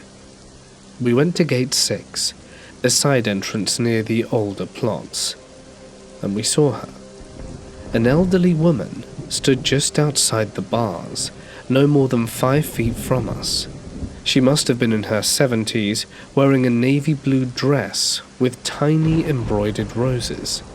Her silver hair was pinned back with elegant clips, and her gloves looked like they belonged to another time. She wasn't frantic, but her voice trembled when she spoke. "I need to go back. Please, I need to go back before sundown." Nancy asked where her car was, and the woman didn't reply. She just kept looking past us towards the cemetery grounds. We explained we weren't allowed to open the gates without the cemetery manager, who had already left for the day. She grew more insistent. "They're waiting. He said I wouldn't be long." It was strange, and it started to scare me a little. Nancy called Mr. Brenner, the manager, and he sighed when she told him and reluctantly agreed to come back and unlock the gate. 15 minutes later he arrived, annoyed but professional, asking, "Where's the urgent visitor then?" We turned to point her out, but no one was there. The gate stood empty. The road beyond it was just as deserted, no car, no footsteps, just the rustling of trees and the hum of power lines overhead. Nancy and I looked at each other. She was right here. Mr. Brenner didn't look amused. "Let me guess, she vanished into thin air?" Nancy suggested checking the security feed. Gate 6 had a camera pointing directly at it, so we went inside and rewound the footage. We saw ourselves clear as day walking to the gate. We watched us speaking to someone just outside the frame, our hands gesturing, our heads nodding. But there was no one else on screen. No woman, no dress. Just the two of us talking to the empty air. Nancy muttered something I didn't catch, and Mr. Brenner laughed like we pulled a prank on him. Cute. Really? We didn't argue, nor try to explain. But after he left, Nancy stared at the video for a long time. I saw her, she whispered. I know, I saw her too. We never brought it up again in front of anyone else. But every now and then, if we're working late on a Friday night, we'll check the monitors, just to make sure we don't get another visitor. I was 18 years old when this happened. It was summer, and my mum and I decided to grab some pizza for lunch. We had 2 dogs, Gracie, a 50-pound sweetheart, and Eddie, a 100-pound powerhouse. Before leaving, my mum reminded me to let them outside so that they wouldn't have any accidents while they were gone. They had plenty of shade outside, fresh water, and we'd only be gone for an hour, so it was nothing unusual. An hour goes by and we pull back into the driveway. I went to the back door to let the dogs in. I called them, but there was nothing. That wasn't weird. They weren't the best at listening. So I called out again. Still nothing. Then I tried the "Mum's mad" voice. That one never failed to get them running. But I was met with more silence. A knot tightened in my stomach. I stepped outside and checked under the house. Our home was elevated about a foot off the ground, and despite our efforts to block off the crawl space, the dogs were obsessed with squeezing in there. But when I got to the grate, our blockade was still intact. Now my mum joined the search. We combed the entire backyard. Our yard was enclosed by a 6-foot privacy fence, which was too high for them to jump. There were no holes dug under the fence, and the gate was padlocked, and the 2 side doors leading outside were locked from the inside. They simply couldn't have gotten out. We moved inside. My mum had already searched the house, but I checked again. Every room, every corner, every closet. I looked under beds, behind furniture, in the bathtub, everywhere. Every conceivable nook and cranny was explored. But we came up shy. And these weren't small dogs that could have been easily hidden. This was an 100-pound dog and a 50-pound dog that were now completely gone. Panic set in. The only other explanations left were impossible. Did someone steal them? That wasn't unheard of in our area. Dog fighting rings were common, and Eddie looked like a breed they'd often target. With our stomachs in knots, we jumped into the car and drove around the neighborhood, searching as far as we thought they could have gotten. Nothing. We returned home defeated. The house was locked up tight, just as we had left it. I headed to the backyard, ready to crawl under the house one last time, and my mum went to her room to post about our missing dogs and start making flyers. And then she yells at me to get in. My mum's voice rang through the house with pure panic, and I ran inside and froze. There they were. Eddie was wagging his tail up and down and trotted to me. Gracie followed, stretching like she had just awoken from a nap. I turned to my mother, who looked ghost white. They were there. Just there, she whispered, pointing to their beds. The same beds we had checked over and over again. The room was exactly how it had been left the whole time. Doors locked, windows closed, no way in or out. We have racked our brains for an explanation, but nothing makes sense. Did they glitch out of reality? Jump timelines? Or were they taken and then put back? Which then begs the question of how? They were so calm. None of this makes sense.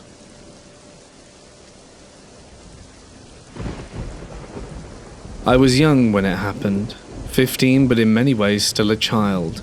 I've always been a little bit paranoid, maybe too aware of how fragile safety really is. The morning before school, I'd said something stupid, something I couldn't take back. I told Sam, my best friend and part-time tormentor, that I was going to walk home through the woods. She had teased me earlier, rolling her eyes and calling me scared of everything. The words were light on her tongue, but they burned in my mind. and I wanted to prove I could be a brave girl, just once. The woods weren't even that bad. They cut a quiet line behind our school and led almost directly to my backyard, after a maybe 15-minute walk. So after the final bell rang, I shouldered my backpack and stepped off the sidewalk into the tree line. The first few minutes were fine. The path was narrow and tangled in roots and crumbling leaves that gave way with every footfall. The deeper I went, the quieter it became. No cars, no students, just the brittle breath of the forest pressing in around me. And then suddenly I realized I couldn't see the school anymore. I was swallowed by this rising panic and kept going, trying to laugh to myself. "You're fine, Maggie. It's just the woods." I picked up my pace, careful not to trip over the mess of sticks and rocks littering the trail. And that's when I heard a sound, a low, wet moan. I froze mid-step. My first thought, embarrassingly, was Sam. Maybe she'd followed me to try and mess with me. That was so like her. I rolled my eyes and called out, trying to be brave. "I'm not scared of you, Sam." I stepped around 2 large rotting logs, ready to catch her crouching behind them, with that dumb grin of hers. But it wasn't Sam. It was a man. A man I didn't know. Filthy and disheveled, crouched low against the wood with his jeans around his ankles and one hand pumping between his legs. His face was smeared with dirt, beard patchy and wild, and clothes hanging off him like rags. He looked up at me with bloodshot eyes and grinned. Then he moaned my name. "Maggie." I couldn't move, I couldn't speak. My body betrayed me. It locked me in place while my brain screamed to run. I stood there like a broken statue staring at him. He smiled wider, teeth yellow and wet, like he could see straight into my soul. And then I ran, crushing through the underbrush, stumbling, falling and scrambling back, the world a smear of green and brown. A scream tore through the trees, raw and primal. And behind me I heard him scream my name again. I didn't look back. I burst out of the trees and into my yard, lungs burning, legs shaking, and I ran straight into the house, slammed the door behind me and locked it, and threw myself into my room. I didn't tell my parents. I was too scared and too ashamed. Ashamed that I froze. Ashamed that I didn't fight. Ashamed that in some twisted way that it happened to me at all. So, when my mum knocked and my dad asked what was wrong, I said nothing. I stayed locked in my room all evening, curled up on my bed, trying to forget what I saw, trying to make sense of the fact that a man I had never met knew my name. Eventually, somehow, I fell asleep. And it was just before midnight when I woke again. A sound dragged me back to consciousness, a low grunt. At first, I thought I was simply dreaming, but then I heard it again. He was at my window. His filthy face was framed in the opening of my window, which he had slid open. He wasn't inside, not yet, just leaning in, arms resting on the sills. I couldn't scream, I couldn't move. My limbs were locked in ice. "You make me so hard, baby." The words broke something in me. I started sobbing violently, gasping for air. Still, I couldn't get my body to move. My BB gun was right there on the floor beside my bed, but it might as well have been a mile away.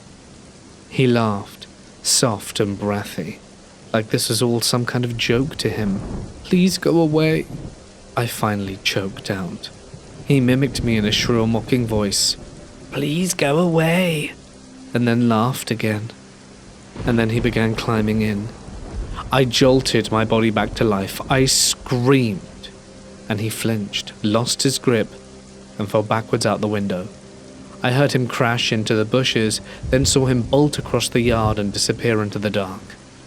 My parents burst into my room. I was still screaming and pointing wildly at the open window, screaming that there was a man inside.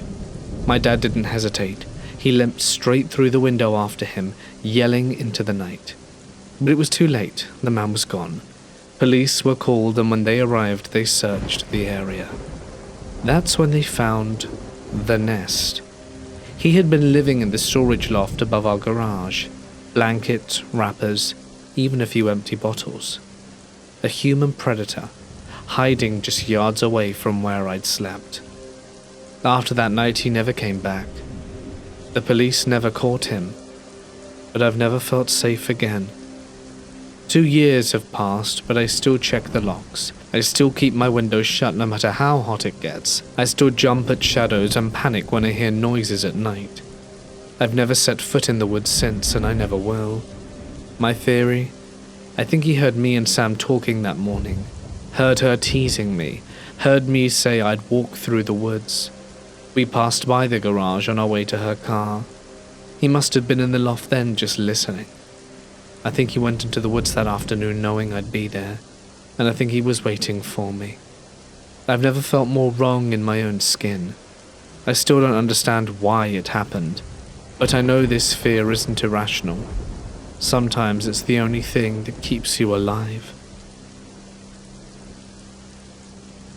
I worked as a cemetery groundskeeper for a while in my hometown. It's a small place with just over 5,000 people. It's the kind of place where everyone knows everyone, or at least they know of you. And the job itself wasn't glamorous, but I liked it. Quiet, steady, and you learn a lot about people by reading their headstones. So one morning I was assigned to prepare a cremation burial. A woman called Evelyn Harper had passed away, and her final request was to be buried with her husband, Walter Harper, who died back in 2014. So I dug the hole where Walter's ashes were already resting and left it open for the family, who would be arriving later to complete the ceremony. The office staff said they'd be back soon, told me to hang around, so I did. I lit a cigarette and sat down, leaning my back against Walter's headstone. After a minute or two I heard a voice, old and weathered, like it had been carried on the winds for decades. "You shouldn't smoke," it said. I didn't even think about it. I didn't even answer. I was just like, yeah, I know. I carried on smoking my cigarette casually. And then, a moment later, the voice said again, "Are you burying Evelyn?" "Yes, sir," I said. And then the tone changed instantly from casual to pure joy. "She's finally coming. I've been waiting so long." He began saying how happy he was, and how he'd waited for her. He spoke like that for a few minutes, while I finished my cigarette. When I stamped on it and put it out, I was finally ready to confront this guy who was chatting to me. And when I turned around to look, there was no one else in the cemetery. The voice, gone. And then I saw the headlights. The family was arriving. I wiped a few quiet tears from my face, not tears from fear or sadness, just something like peace. I got to witness something deeply moving, yet entirely inexplicable. Before I closed the box with Evelyn's ashes, I left a few of my trade beads beneath it, just a small personal gift for their reunion. The family saw my eyes were red and asked if I knew her, and I said, only from her husband, and walked away. Later that week, I was trimming around the graves, and I stopped by the Harper's headstone. Right then, a soft breeze hit my ears, and I swear it almost sounded like laughter. Then silence. There was another grave I visited often, Miss Marlene. She used to babysit my sister and I when we were little. We loved her like family, and she loved the hell out of us. Always said it in that way too. "I love the hell out of you two." She and her husband ran a junkyard. My sister and I would spend hours exploring it, climbing over rusty cars, pretending to be pirates. When dinner was ready, Marlene would ring this old iron triangle and yell for us in that tone to get in here now or I'm feeding the dog. She passed away sadly in 2003. When I started working at the cemetery years later, I made it a habit to leave flowers at her grave.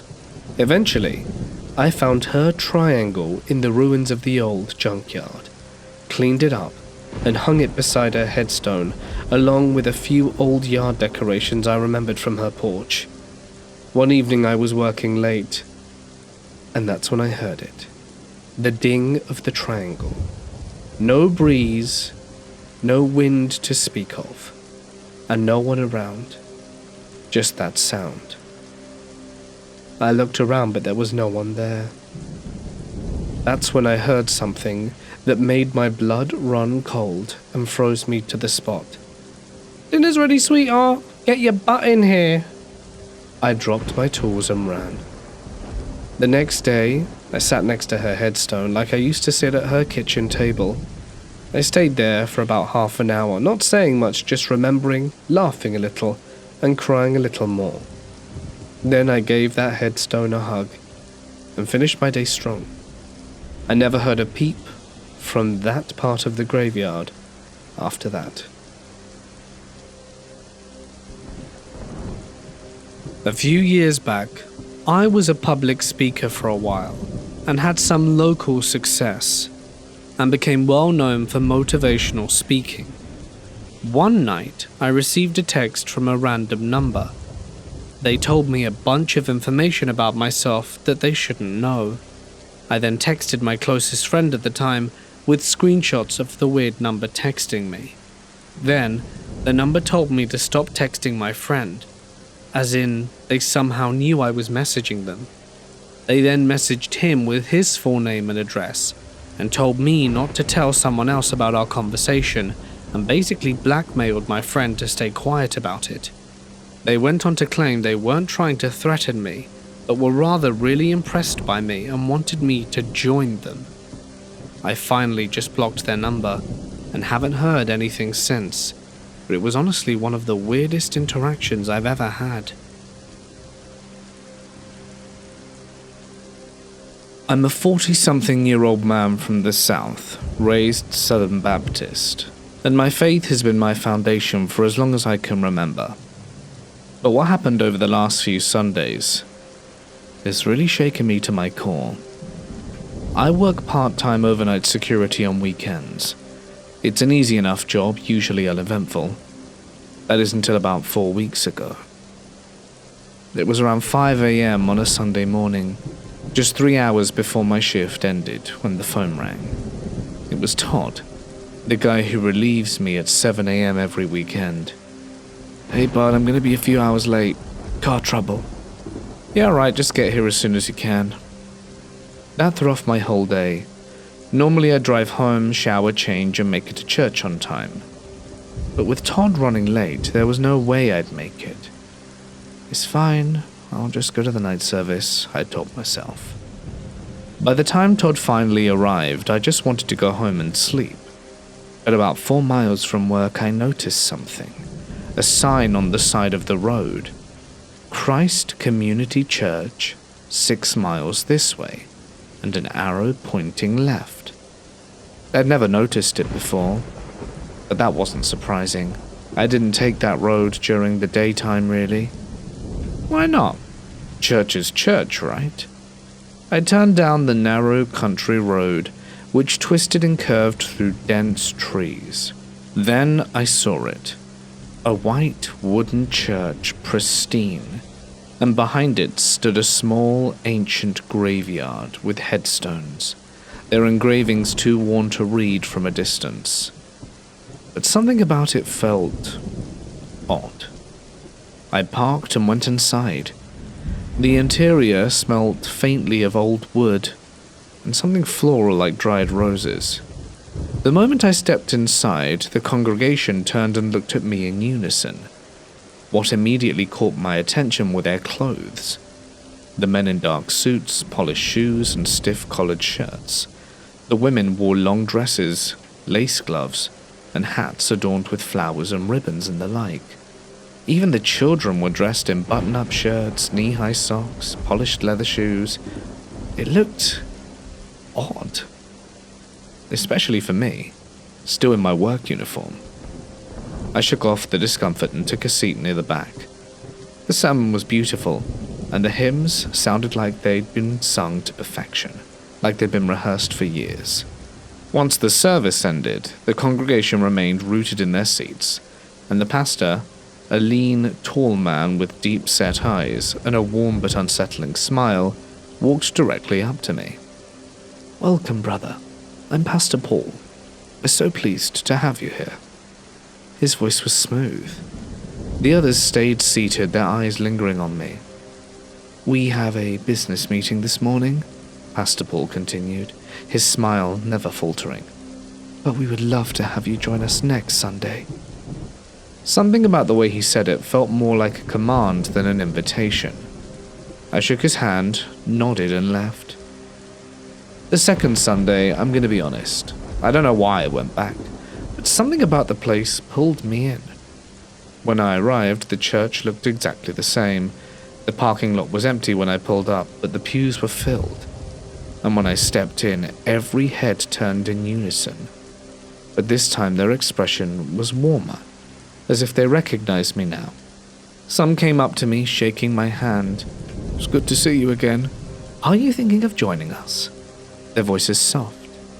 The service was the same as last time, similar hymns, sung in perfect harmony, and at the end Pastor Paul greeted me once more, his smile never wavering.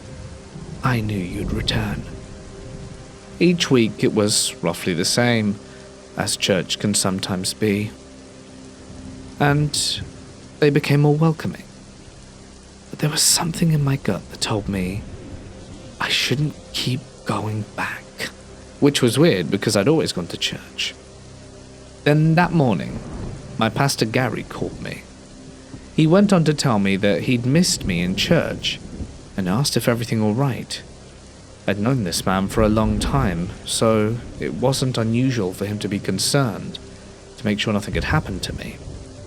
I explained the situation with work and how I was just exploring that church for a short time. He asked me the name of the church, and I told him it was Christ Community Church. Then I heard him go, and take a long pause. I asked him what the problem was. He said he wasn't sure, but as far as he knew, that church had disappeared. It had been swallowed by an earthquake over 100 years ago. I laughed over the phone and said that maybe they'd rebuilt it. I said I'd see him again next Sunday, and thanks for the concern, and it was pretty much the end of the conversation. But the next day I couldn't shake the feeling of unease, so I went back. After work I drove to the road where church had been. But when I reached the spot, there was nothing. Just a field with fences and trees that were never there before. Confused, I parked and stepped out the car looking around. It really should have been here. I had no explanation for where this church had gone. I thought maybe it only appeared on Sundays, but I didn't want to tempt fate, and decided never to return. But this incident has kept in the back of my mind for a long time. What the hell was I dealing with? I was 15 when this happened. My family had taken the RV deep into the woods for a camping trip with my aunt, uncle, and cousins. I was the oldest kid, and with a solid 2-year gap between me and the others, I felt adrift. Too old for their games and too young to hang out with the adults. But everything changed when I reconnected with some teens we'd met on past trips. Within an hour, it was like we'd always been friends. That night, the adults suggested a game of manhunt. Flashlights were passed out, teams split into runners and hunters, and I ended up with the runners, which gave us a 5-minute head start to hide anywhere in the pitch-dark woods. Earlier that day, we found a strange little path, a tunnel through thick brush that looked more like an animal track than a trail. Narrow and low. You had to crouch or crawl through it. I remembered it as the hunters counted down. While the others scattered, I ducked into the path, moving on my hands and knees, twigs scraping my arms and branches tangling in my hair. As I slid further in, heart pounding. Eventually the hunters passed nearby, their beams sweeping over the trail entrance but never spotting me. I adjusted deeper into the thicket, trying to remain silent. Then I saw a side trail, almost invisible, half covered in moss and branches.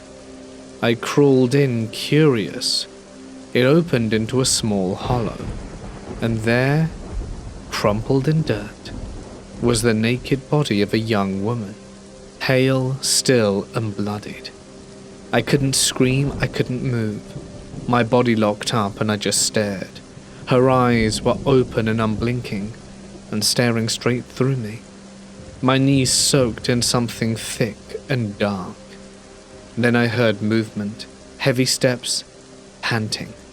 Someone was coming down the narrow trail.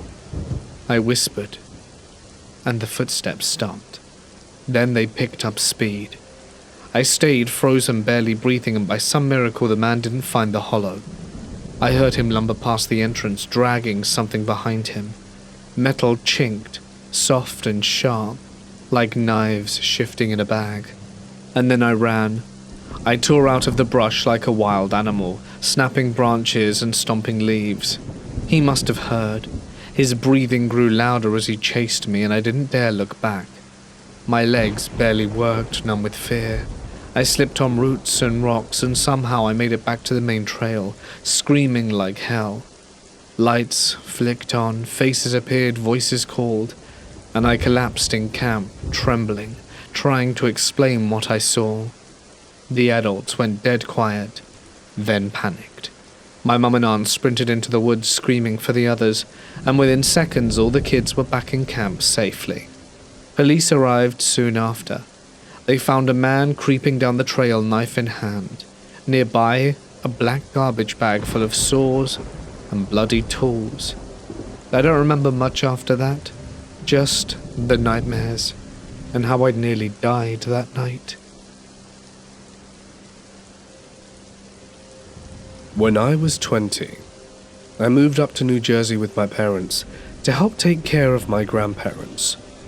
Grandma had brain cancer, so she was at the doctor a lot, along with my mum, brother, and grandpa. My dad was usually driving a truck. That meant a lot of time alone at my grandparents' house. Their house was a frickin' dream house. 6 bedrooms, 3 full bathrooms. The upstairs had its own TV, living room, and kitchen. Downstairs was even more massive, with its own TV room, a separate living room / dry bar area, and if that wasn't enough, it had a full basement.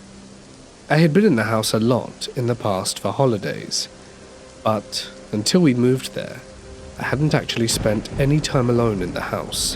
One day I had just gotten off work and made it to the house. Grandma always brought me White Castle frozen burgers and Hungry Man dinners. She kept them in the deep freeze in the basement. I showered off from work, got into my chill, comfy clothes, and decided it was time to eat. I went downstairs to grab some food, and as soon as my feet landed on the bottom step, the door closed behind me.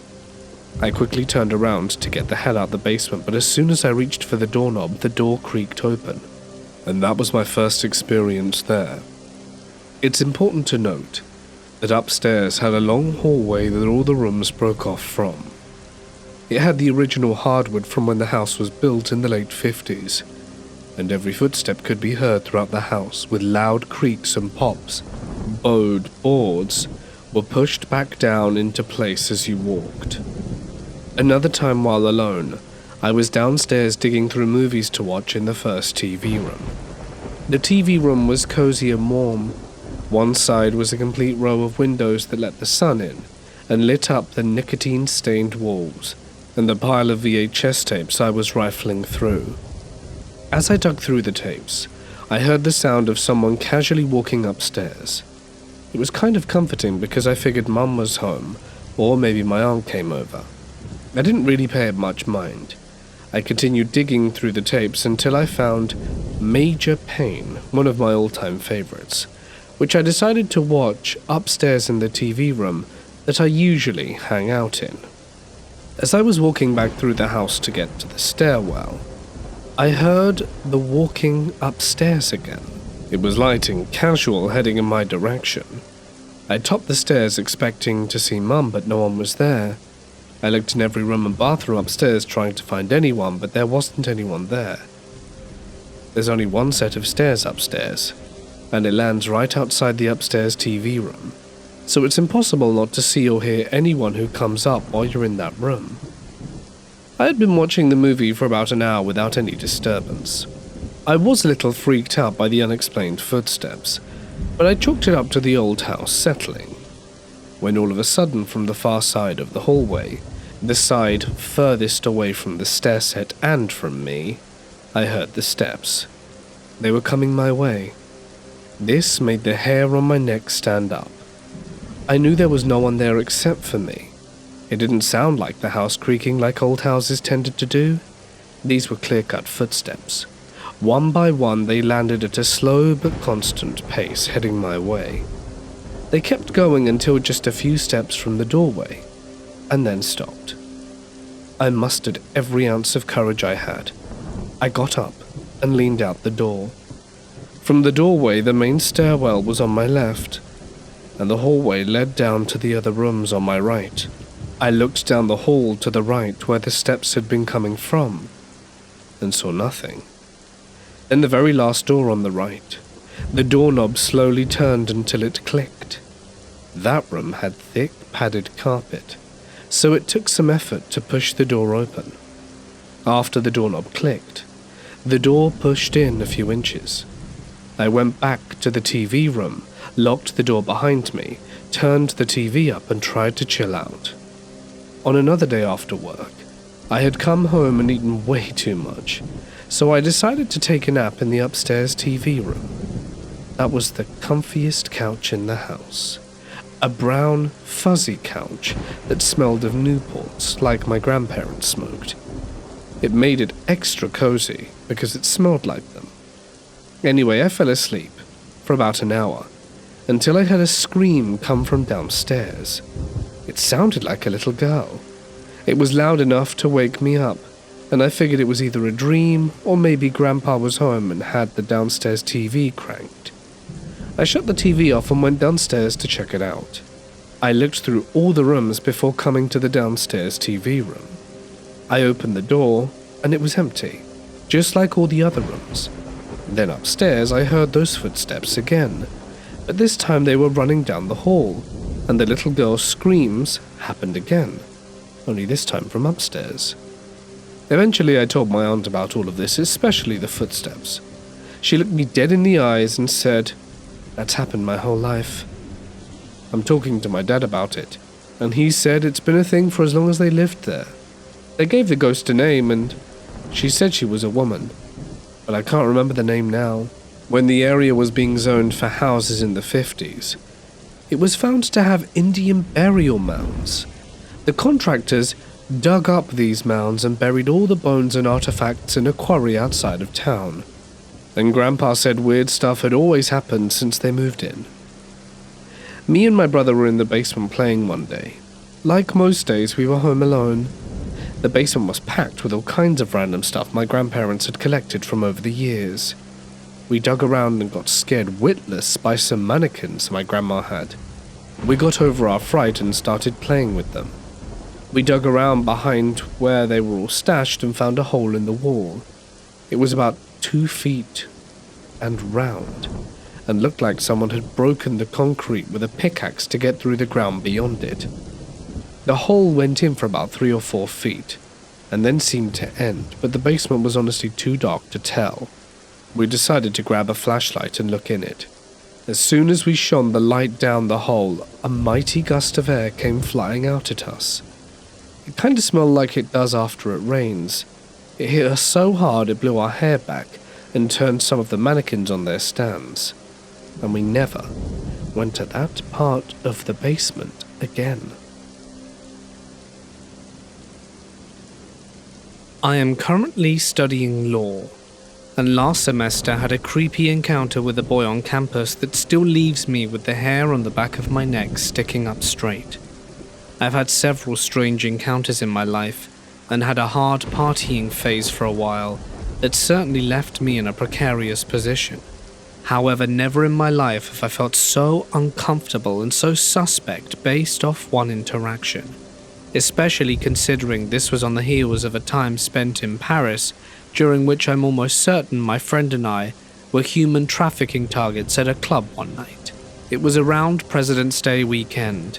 I live in the graduate resident halls of the university, and it's a school known for its commuting undergraduate population, so the campus was fairly empty for a holiday weekend. It was either Saturday or Sunday, I don't remember which. I was hungover and wanting Starbucks, so I stumbled out of bed, showered, threw on a sweatshirt, leggings, and my long, tan, gorgeous winter wool coat, and head towards the campus dining hall and Starbucks. I had no makeup on, no bra, my hair still slightly damp, but the point is I didn't look cute. As I made my way out of the dorm with my headphones in, I noticed how eerily quiet and empty it was. It was always quiet on the weekends, as it always is in commuter schools or when students live off campus, but it was especially so on this day. My dorm is a short 3-minute walk to the main student center. In between my residence hall at one end and the student center on the other end is a walled straightaway path that connects to all 3 major parking lots. There are benches and tables to sit outside, but people rarely hang out there except to juul or smoke cigarettes. As I approach the path, I notice a guy in a blue hoodie and Adidas track pants loitering back and forth by the sidewalk benches. He was attractive from what I could tell, but looked younger than me, possibly a sophomore or a freshman.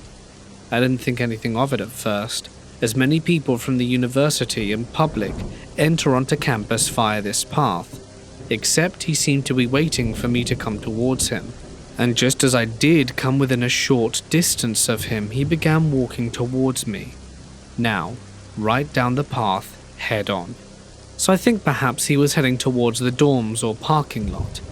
Unfortunately, this was the narrowest part of the path where it essentially bottlenecks, and instead he came towards me, still making eye contact, and opened his mouth as if to start a conversation. Being a petite female, I politely stopped, as he was now literally blocking my path, and I was caught between the 2 walls. I would have had to physically push past him to continue. I've always been one of those people who gets stopped to be asked directions, or someone who strangers feel comfortable striking up conversations with. I lived in New York City for my undergraduate education, and this happened frequently on subways and on the streets with tourists. Thus, assuming he was asking for directions, as he did look a bit lost and shy, I took an AirPod out and asked, "Can I help you?" He was barely a head taller than me, and had on these red sports goggles that athletes with glasses wear during games, as well as a lime green string bag on his back that had the Navy logo on it. He was unassuming at first, but what he had to say was for sure a first on me. He said in the calmest and lowest toned voice, "Yes, you can help me. I'm sorry to stop you, but you're the most beautiful girl I've seen in a long time, and I had to introduce myself. My name is Nick." And with that, he moved in to about an inch from me and stuck his hand out for me to shake. Caught with my back to the wall and completely off guard, I stepped horizontally closer to the student center end of the path that said something along the lines of, "Oh, well thank you. That's nice." I did not shake his hand, which I found somehow the strangest thing of all. It was not a soft, graceful, nice to meet you gesture, but more a robotic and tense one. He then stepped closer to me and asked me what my name was. Feeling very off-put by how close he was to me, I told him my roommate's name and that it was nice to meet him, but I had to go, and began walking away. At this point, he follows me and grabs me by the shoulder, jerking me back and stops me. "Wait, I saw you come from the graduate hall. Are you a graduate student here? I've never seen you before. Can I have your number? I'd like to see you again." Now this guy's close to me. I'm facing him and was looking him dead into his Adam's apple. I felt as though he was ready to almost pick me up, if that makes any sense. I again step back and say, "Unfortunately, yes, I'm a law student, and that I'm sorry, no, my boyfriend wouldn't like it. And that I said I actually have to go meet him now for breakfast, so goodbye, nice to meet you." With this, he finally lets me leave, and I speed walk to the student center and look over my shoulder, only to see him walking in the opposite direction away from me and towards the parking lot. I was pretty shook up with how aggressive he was, and also that he had essentially watched me leave my dorm. Relieved, I get my food, and then I get in line for Starbucks. Now, I don't have a boyfriend I was meeting, of course, I made that up. I was still alone, but the school had a very open-air dining hall, and the Starbucks is always packed with people. The Starbucks area has glass walls around the entrance so you can see who goes in and leaves the student center. As I'm standing there waiting for my drink, lo and behold, Nick comes strolling in. He spots me and stops dead in his tracks right outside the glass wall, and literally puts his hand on the glass to peer in at me. Now, an older man, presumably a professor, is sitting right by the walls and notices this strange behavior and lowers his newspaper, and looks around following the same eye gaze as Nick. Me and the older man make dead eye contact, and he gives me a strange look. Just as this happens, my drink is ready, so I grab the coffee and turn away. A group of frat boys were walking towards me, so I waved at a random one and pretended to know him, as they were deeper into the cafeteria away from Nick. The kid waves back at me and smiles. Hoping to throw Nick off, I look back to where he was standing and he was gone, just gone. The old guy is watching this, clearly confused as hell, and I'm standing there literally shaking. The frat boy then yelled out some random girl's name, guessing I was his blackout hookup from the night before, I bet. So I look around, frozen for a second, and I thought I spotted his bag from behind one of the side pillars of the food buffet, but I didn't waste time finding out. Seeing my chance, I dead sprint out the cafe and back down the path, not stopping until I key into my dorm with my ID. I made it back and threw up in the bathroom. I don't know why this interaction freaked me out so much, or why my body had a physical reaction to it, as I don't have any history of anxiety, nerves, or assault. But what I do know is I have not been able to get this out of my head for a long time. I don't think Nick is or was a student at my school, or if he was put up to it by a frat boy or who knows, but for whatever reason he was hanging out on the path. Quite frankly, it felt like he was waiting for the right person to come along. Lucky for me, I was not the right person, and have not run into Nick again. But you can bet every time I'm on that path I walk a little bit faster now, with my head always on a swivel, scanning for that lime green navy string bag.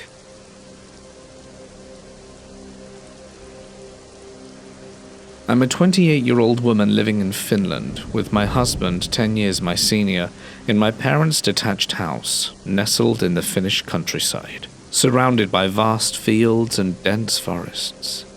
My little brother also lives with us. Lately, though, strange things have begun happening. Objects disappearing and then mysteriously reappearing in the same spot, hours or even minutes later. At first, it started with the small, everyday things. Hair ties, keys, the usual suspects. But one incident earlier in the summer really stands out. It was late at night, around 1 a.m., and since I'm a night owl, I was in bed watching YouTube, just passing time. I was comfortable, winding down, when suddenly I heard the TV in the living room turn on full blast. The sound was loud. I thought for sure it would wake up the whole house. I jumped out of bed in a panic, thinking maybe one of our cats had stepped on the remote, as this has happened more than once. I grabbed my phone and checked the time. 1:30. Everyone else should have been asleep, but I could still hear the TV clearly. As I walked down the hallway, the sound got louder, and when I reached the living room, my mum was snoring away on the sofa, completely unaware. She's a heavy sleeper, and I couldn't help but wonder how she wasn't stirred by the noise. I flipped on the lights and looked around the room. The TV was blaring some ridiculous commercial at full volume, and there was no way I could turn it down without finding the remote.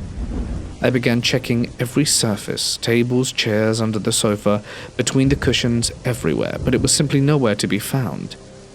I spent what felt like an eternity, at least 5 minutes, searching. All the while the TV blasted ads louder than I could bear. Our TV doesn't have any physical buttons for power or volume, and the power cord was hidden behind a heavy shelf, so I was stuck. Frustrated and slightly embarrassed by the noise, I finally decided to wake up my mum. I nudged her awake and asked her where she'd last seen the remote. Still half asleep, she groggily told me that my dad had left it on the backrest of the sofa. Now the sofa is L-shaped, with sturdy armrests and backrests that create little alcoves between the cushions, so it seemed strange that it would disappear. But we began searching anyway. We both started flipping through cushions, moving blankets and turning over pillows. My mum even pulled up the sofa's slip cover, thinking it had slipped under it. And that's when something strange happened. One of our cats, a fluffy white thing with a mischievous streak, jumped up on the backrest of the sofa. She walked a few steps forward, when out of nowhere the remote appeared right on the edge of the backrest, exactly where my mum had said it had been last. I saw it happen with my own eyes. The remote didn't just appear from under the cushions or fall from some hidden crevice. It was as if it materialized in front of me. In that moment, I was frozen. I didn't know what to think. Normally when things disappear and reappear, it's subtle. You glance away for a moment and it's gone, or you find it in an unlikely spot after retracing your steps. But this was different. I hadn't missed it. I had checked that exact spot before the cat jumped up. It was as if it hadn't been there and all of a sudden it just appeared. My mum, of course, brushed it off as nothing more than us not noticing it before. She's pretty logical, and in the half-sleep days she didn't think too much of it. But that explanation didn't sit right with me. If it had been just me, maybe I would have bought it. But we were both in the room, searching for the same thing. And it wasn't like I was imagining it. I was wide awake, and the noise from the TV was enough to keep me on edge. And I know it sounds crazy, and I've been trying to figure out a rational explanation. I don't do drugs, the house doesn't have a gas leak or carbon monoxide, we had the place checked and nothing unusual has come up. But every now and again something else goes missing. And when I'm about to give up, it often shows up again in the most unexpected of places. Something strange is happening, and I can't shake the feeling that there is more to it than just a simple mix-up or misplacing things. It feels off, like we're caught in some kind of loop or glitch. I'm starting to wonder if it's not the house that's odd, but reality itself. When my grandmother passed away from pneumonia in 2017, she left us an old estate far out in the country, deep in the south. An area notorious for its brutal history with slavery in the plantations that scarred the land for centuries. My grandmother had lived there alone for about 5 years before she passed. She inherited the estate from her nephew. He was 59 when he passed, and my parents had visited a few times, but I never had caught up with college and internships during the summer, so when the estate officially became ours, I decided that after graduating, I'd spend the summer there. I wanted to renovate the house, work on landscaping, and install a small solar panel system. Grandma had been running the place on an old gas generator, and since I was planning a career in solar energy, it seemed like the perfect project, especially with the $150K she left us as seed money. The moment I left the main highway and started down the gravel roads, I should have sensed something was off. Mum later told me Grandma never drove. She got groceries delivered and kept to herself most of the time. To get to the estate, I had to navigate miles of potholed, riddled dirt roads. The driveway itself was about 500 yards long, lined with gnarled old trees whose branches bent inward, their thick canopy blocking out sunlight even at high noon. The trees seemed to lean close, as if trying to watch whoever approached.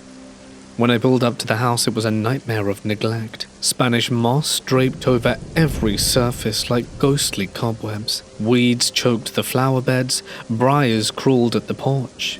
The house looked like it had been swallowed by the wilderness. I came alone, of course, just me, a backpack with basic supplies, some firewood and a camera to document the damage. I planned to cook simple meals over the fire. Rice, hot dogs, things that didn't require electricity. I was eager, excited even. Creepy or not, I was logical and never afraid of the dark. The day passed uneventfully as I explored. I found the old well, rummaged through the attic's forgotten relics, carved dolls, dusty antiques with cracked faces, and I discovered a rotting cellar, likely used in the summer months to keep food cool. Out back, near the tree line, I spotted a cluster of stones that at first looked like boulders, but they weren't. They were old gravestones worn by time and mostly illegible. I counted 27, but the cluster disappeared into the thick brush. I didn't dare venture further. Ticks and snakes likely lurked there. But I wondered how many more graves the overgrowth concealed. As night fell, I built a fire just outside the front porch. Instinctively, I positioned it as far from the graveyard as I could, a vague unease I barely registered at the time. The firelight flickered against the twisted trees lining the driveway, turning their branches into jagged teeth in the dark. The trees stretched overhead like a monstrous maw.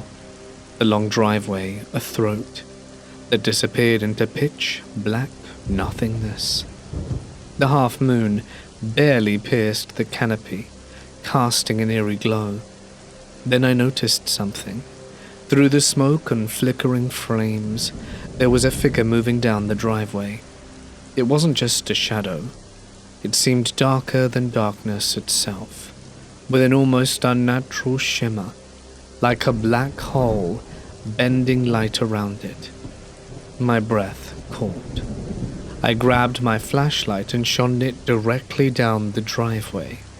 The beam cut through the night, and the figure was gone. Just the dirt road, the trees, the silence. I kept glancing out, but the figure never reappeared.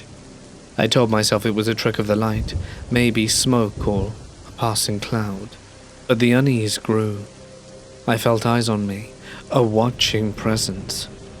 I checked my phone. Signal was still there, thank God.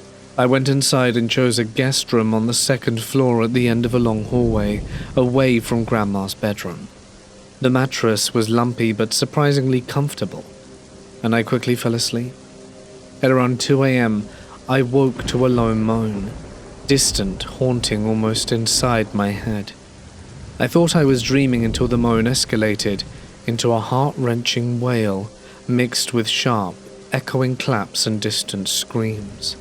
Panic surged. I bolted out of bed, creeping towards the stairs. The sound seemed to be coming from outside. I pressed my face to a window and scanned the yard and driveway. Nothing. Silence. No movement, no light. No signs of anyone or anything. My heart pounded. Was I losing it? I checked every window on both floors, all still, all dark. And after 30 minutes, exhausted and terrified, I was settled on the sofa in the living room. The house's call. Grandma's bedroom was down a short hall from there. Just as I started to drift off, I heard it again. A soft creak from the hallway, then a whisper so faint it was barely audible. But I knew that voice. It was my grandmother's, and one desperate word. Run. I didn't hesitate. I grabbed my keys, flew down the stairs, and was outside in seconds.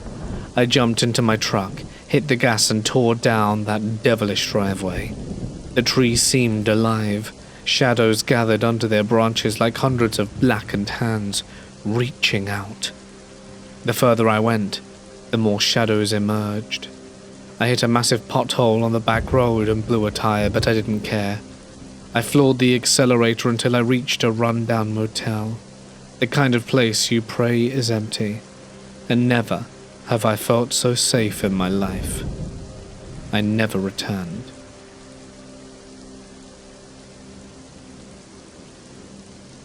I would like to start out by saying that I'm from a small town in Iowa, with around 7,000 people. When you grow up in a small town, you become really resourceful at finding things to do for fun, and you make the most of the fun while you're having it. Urban legends are plentiful and always fun to share, and I don't live too far from our capital city. As I got older, I started venturing into it. I made a lot of friends, and they loved hearing stories of growing up in my small town. They found the things we did for fun wild, and they would beg me to take them to a cemetery that was about 40 minutes from my house. It's a place I'd only been to a handful of times, and I will admit it was during the day. I know the area somewhat well, as I've hunted out there and been on a few late-night drives, but by nighttime it becomes quite creepy. I will state this now. I'm not into the supernatural. If something creepy does happen, I will look for a logical explanation. If you tell me a haunting story, I'll roll my eyes, but there is no explanation for what I'm about to share with you. So one evening, some friends from the city called me, saying they wanted to go to this cemetery, and wanted me to take them there. I agreed. They made it down around 8 p.m. This was in mid-fall, so it was somewhat dark by that time. We stood around having a few smokes and catching up with one another. There were 5 of us. Around 9 p.m. we left. Part of this trip is on a paved highway, but the rest is on limestone gravel roads, about 6, maybe 10 miles at most to the graveyard. We took my friend's new car at the time. It was a few months old, a reddish maroon Pontiac G6. If you've ever driven on a limestone gravel road, your car gets covered in a fine white dust. We made it to the cemetery. The entrance is a large cast iron gate, and we go in. I show them the headstone. It's a very large one from the early 20th century, and it has a very creepy saying on it, something akin to, "Where you are now, I once was, and soon you'll be where I am." Since then I found out it's pretty common on old headstones. My friends agreed that it was creepy, and they asked if anything had ever happened out there to me. No, not really. My car once overheated driving by, but that was about it. Now this gravestone sits in the last row facing west, and to the south, maybe 50 yards away, is a whole row of children's graves. Small little gravestones just big enough to fit a name on. Well, urban legend says if you run between those gravestones zigzagging through them, you will pass away. My friend starts talking trash, telling me that's the dumbest thing he's ever heard. He yells not to be afraid of any stupid dead babies. I say, I don't know, man. I always heard that so-and-so did it and they were dead a week later. And he calls me an idiot for believing it. He starts running through them, and halfway through, he says he couldn't care less about the supposed curse. But he doesn't complete the whole run and comes walking back. We joke with him and ask if he was too scared to do it, and he said, "Yeah, I got creeped out halfway through." We went back to the entrance, had a few smokes, shot the breeze for a minute, and I was ready to leave. I hadn't had dinner and was quite hungry. It was around 11 p.m, and we head back to the town I live in. On the south side there's a McDonald's. I pull in, we head inside to have dinner. We left the car under a streetlight, so the car was well lit. And when we got up to it, a friend noticed there were small handprints all over the car. No fewer than 20. They were about the size of a 2-year-old's, but they weren't all the same size, and they all were quite fresh. They were on top of the trunk, on top of the roof. We could see them because they were outlined in the dust from the gravel road. I remember looking really closely, and you could clearly see small fingerprints in the white dust, highlighting every crease. It's the weirdest thing I've ever seen. There is no explanation. If they were there before we went out, they would have been covered by the dust. We couldn't figure out how a kid would have gotten on top of his car. There were no kids around where the owner of the car lived. Nothing. We tried to come up with a reasonable explanation for them to be there, but nothing made sense. I told my friend who ran through the graves he better watch out. To this day, if you bring it up with him, he won't hear a word. He'll either leave the room or get angry that you brought it up. And it's been near 20 years since it happened. This happened several times at this point, and started 16 months ago when I was cleaning my house around midnight. My husband, who was my boyfriend at the time, worked nights, so I just adjusted to his schedule. I usually kept the blinds open during the day and would go around closing them at night while I tidied up before bed. Our rooms were the last stop on the first night this happened. The curtains and blinds were open as I was sweeping the floor when I felt the sensation of being watched. I looked around me when my eyes focused on this silver sedan parked outside my house, mostly in the grass on my front lawn. Now for context, my bedroom window is about 50 yards from the road in front of my house. It's a small front yard in a pretty densely populated neighborhood. I saw the car before I saw them. I'm not sure, but there was clearly someone sitting in the driver's seat of the car and another person standing about 5 yards from my window, clearly staring at me. The only reason I could see this is because the moon was fairly bright that night. I shrieked and dropped to the floor and crawled to the light switch to turn it off so I couldn't be seen, and called my husband to ask him what I should do. Call the cops? Duh. I did. Of course, by the time they got there, the car was gone. They asked if I could see my security footage, but the footage from the section of time was just gone also. It skipped over the few minutes that they would have been outside. This has happened several times since, and I've completely given up on calling the police, as I feel as if I'm going crazy. I have no proof that this happened, but I would like to get some opinions as to what they may be doing. In the past 16 months, it's happened about 10 times. Sometimes the person is standing in the yard, sometimes they aren't. The car has been different every single time, but the light is always on inside the cabin of the vehicle. But when I go to look, the people inside are never looking where I can see their faces. I'll run to grab my phone to call someone or take a picture. They'll already be gone.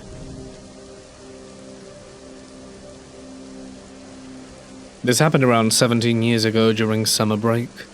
My friend and I went to visit another friend who was staying in this tiny remote village in Belarus for the summer. The house was his grandparents', and the whole place felt super isolated. Honestly, it was actually a lot of fun at first. We went swimming at a nearby lake every day, and at night we'd stay up late just sitting by the water, listening to the kind of deafening silence you only get in the countryside, and talking for hours. During the day, we'd go mushroom picking, explore the area, take pictures, and just make some really good memories together. We stayed for a few weeks, but then one of my friends had to leave early because of some family stuff. The only way out was a bus that came twice a week, and she missed it. So she came back to our friend's place and asked if we could walk her to a nearby highway to try and hitch a ride. The main road was about 7 miles away, so we started walking. When we got there, it was midweek, and no cars passed at all. Guess most people were at work or in the city. As it got later, we decided just to walk back. On the way back, we passed through a few neighboring villages that were half abandoned. Honestly, it was pretty creepy, but we kept to ourselves, entertained by singing and joking around, and keeping the fear at bay. It was getting dark, and we still had 4 miles left. Then we ended up on this road with dense forest on both sides. Suddenly we started hearing noises coming from the trees. It was pitch dark, and honestly quite unsettling. We tried to joke about it, but deep down we all felt something was off. Then my friend pointed, and we saw 2 huge yellow eyes staring at us from the trees. We just kept walking in silence for a bit, until one of us nervously said, "Must be some kind of weird fireflies messing with us." We laughed, but we all knew those definitely were not fireflies. Keep in mind this was way before cell phones, so there was no way to call anyone. We just had to keep moving back to safety. As we got closer to the village, 2 of us heard a female voice coming from the forest. We looked at each other, both realizing we heard it, while the third friend was talking and didn't notice. I got goosebumps. It sounded so real, and the fact I wasn't the only one who heard it made it even creepier. We didn't say anything until we got back to the house. Here is where it gets stranger. In Slavic folklore, there's not just the Leshi, the spirit of the forest who protects the woods and sometimes plays tricks on people, but also the Rusalka. Rusalki are these mythological female spirits often connected to lakes and rivers. They're usually described as beautiful women with long hair, sometimes said to lure people, especially at night, with their singing or voices. We'd been hanging out at the lake so many nights, and then to hear a mysterious female voice coming from the trees later on, it definitely made us wonder if we'd gotten a little too close to something supernatural. We still joke about those unhinged fireflies, but deep down we all know we saw and heard something we couldn't explain. Between the abandoned houses, the glowing eyes in the forest, and that eerie female voice, it was honestly one of the scariest, strangest experiences of my life. And yeah, I still think about those nights at the lake and wonder what might have been watching or listening to us from the darkness. I'm 24 now, but when I was 17, I went with a small group of friends to a cemetery one summer night. We weren't there to cause trouble. Most of us were spiritual, not religious, and deeply respectful of places like it. We just wanted to visit some of the older graves. I've always felt peaceful there, like the energy there is soft, sleepy, and comforting. That might be why it happened. I was near the back of the group, lingering behind to read all the older inscriptions, while the others walked ahead. That's the last thing I remember. The rest is what my friends told me later. Apparently, I called out to one of them, voice light and cheerful. Heh, this one's mine. At first, they thought I was joking around. But when my friend turned around to look at me, he stopped cold.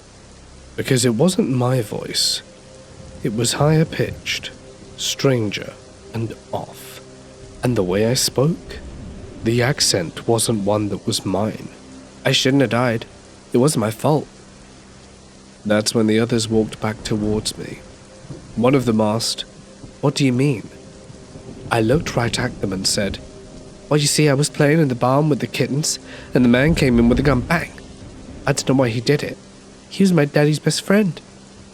And for the next 2 hours, they said I led them around the cemetery, pointing out graves and telling them about the people buried there, like I'd known them my whole life.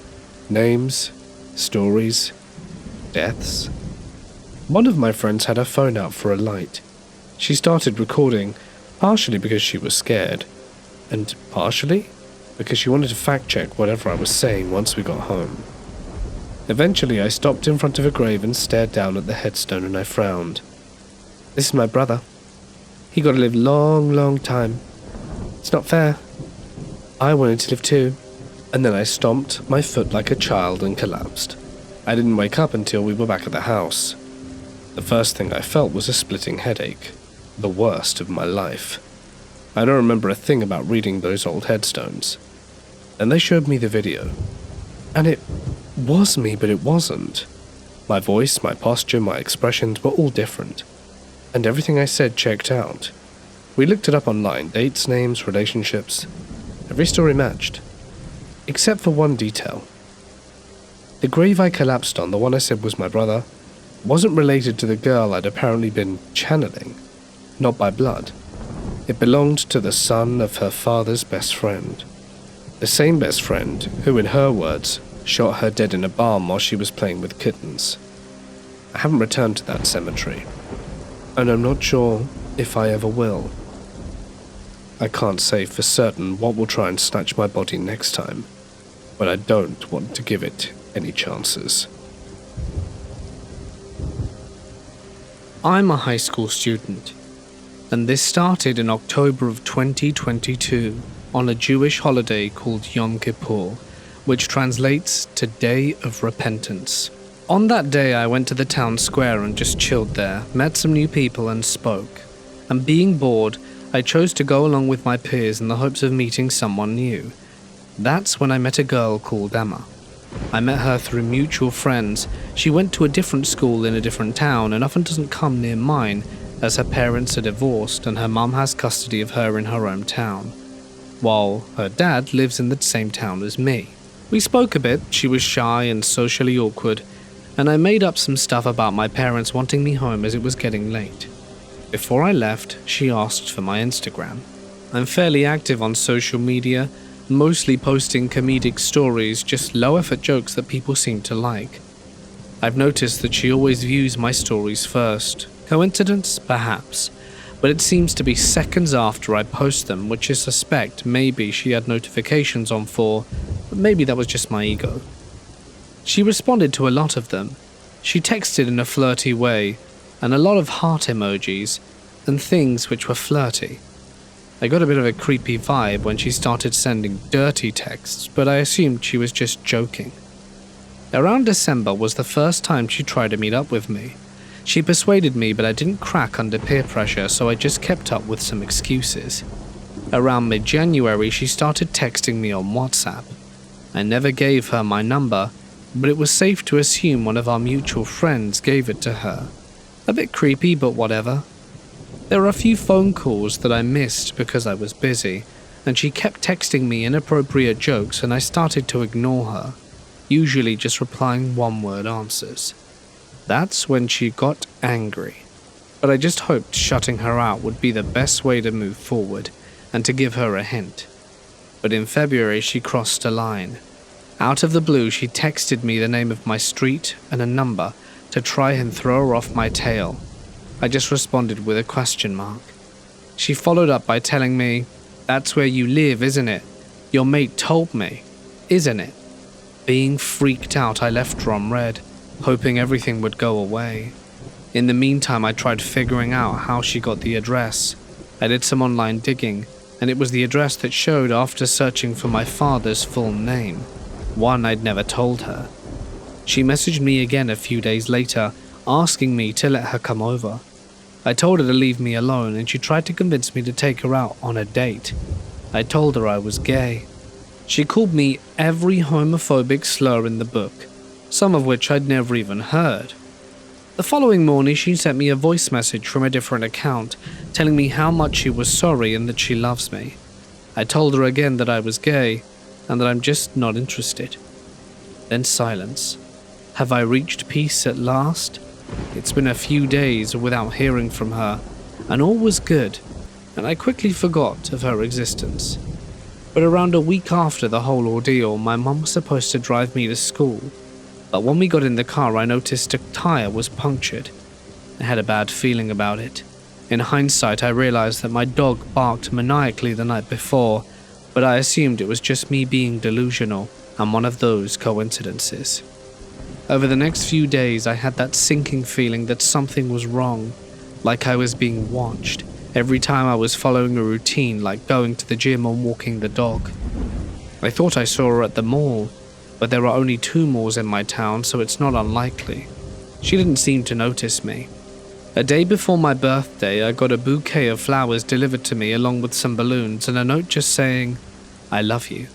No clue who they were from, but it didn't bother me to ask the delivery driver.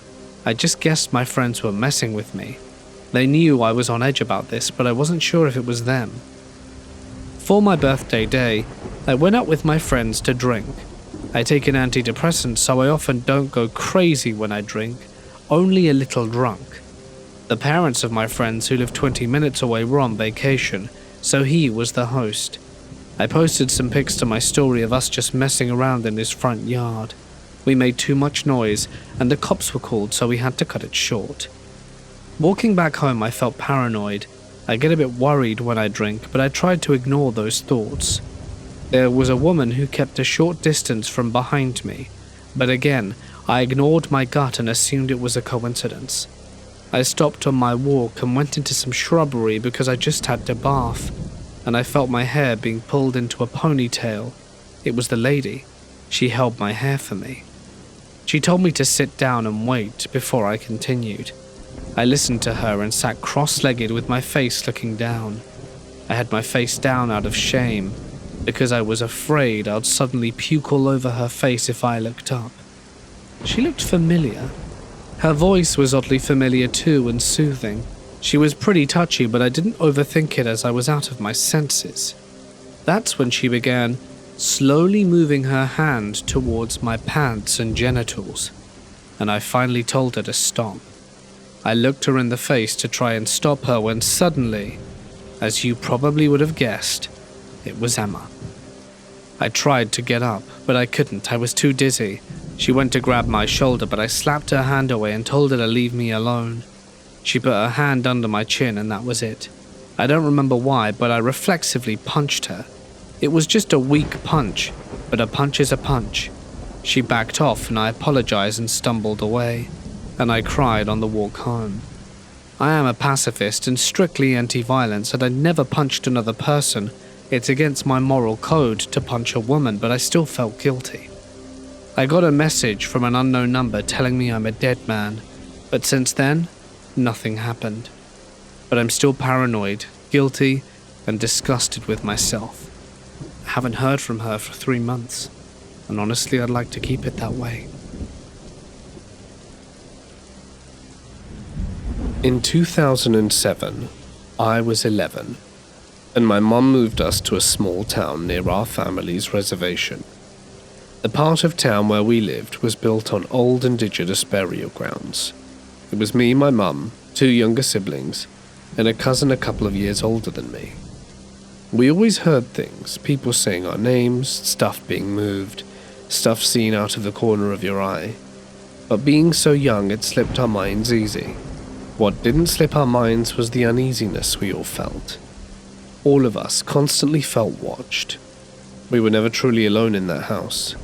If we had to be, we'd hang around outside instead of staying in there alone. One day we were messing around with my mum, and she was chasing us around the house. We ran upstairs into her bedroom and locked the door. Mum banged on the door saying, "Open it up, I'm gonna get you." Then all of a sudden she started banging. "Let me in right now, open right up, oh my god, right now!" So we did, and she ran in and locked the door. My mum was so pale and looked like hell, and after calming down she told us that after banging on the door, she had turned to go downstairs. When she looked down, there was a man with long dark hair and a top hat, peeking his head around the corner at the bottom of the stairs. The man stepped out dressed in all black, and looked as if he was going to come up, so she started banging and yelling for us to open up. Another time in the same house, my cousin was napping, so I crawled in with her as the big spoon. There was a small TV facing her bed, and I was dozing off when I felt something hit me. When I looked, there was a fist-sized indent on the blanket. In the summer of 2007, a woman was brutally murdered. My grandma was friends with the cops, so she told my mum right in front of us kids all the horrible details. We lived about 3 to 4 houses down from the woman, and we'd all hung out with her the night it happened. For days we would walk by and see blood all over the windows.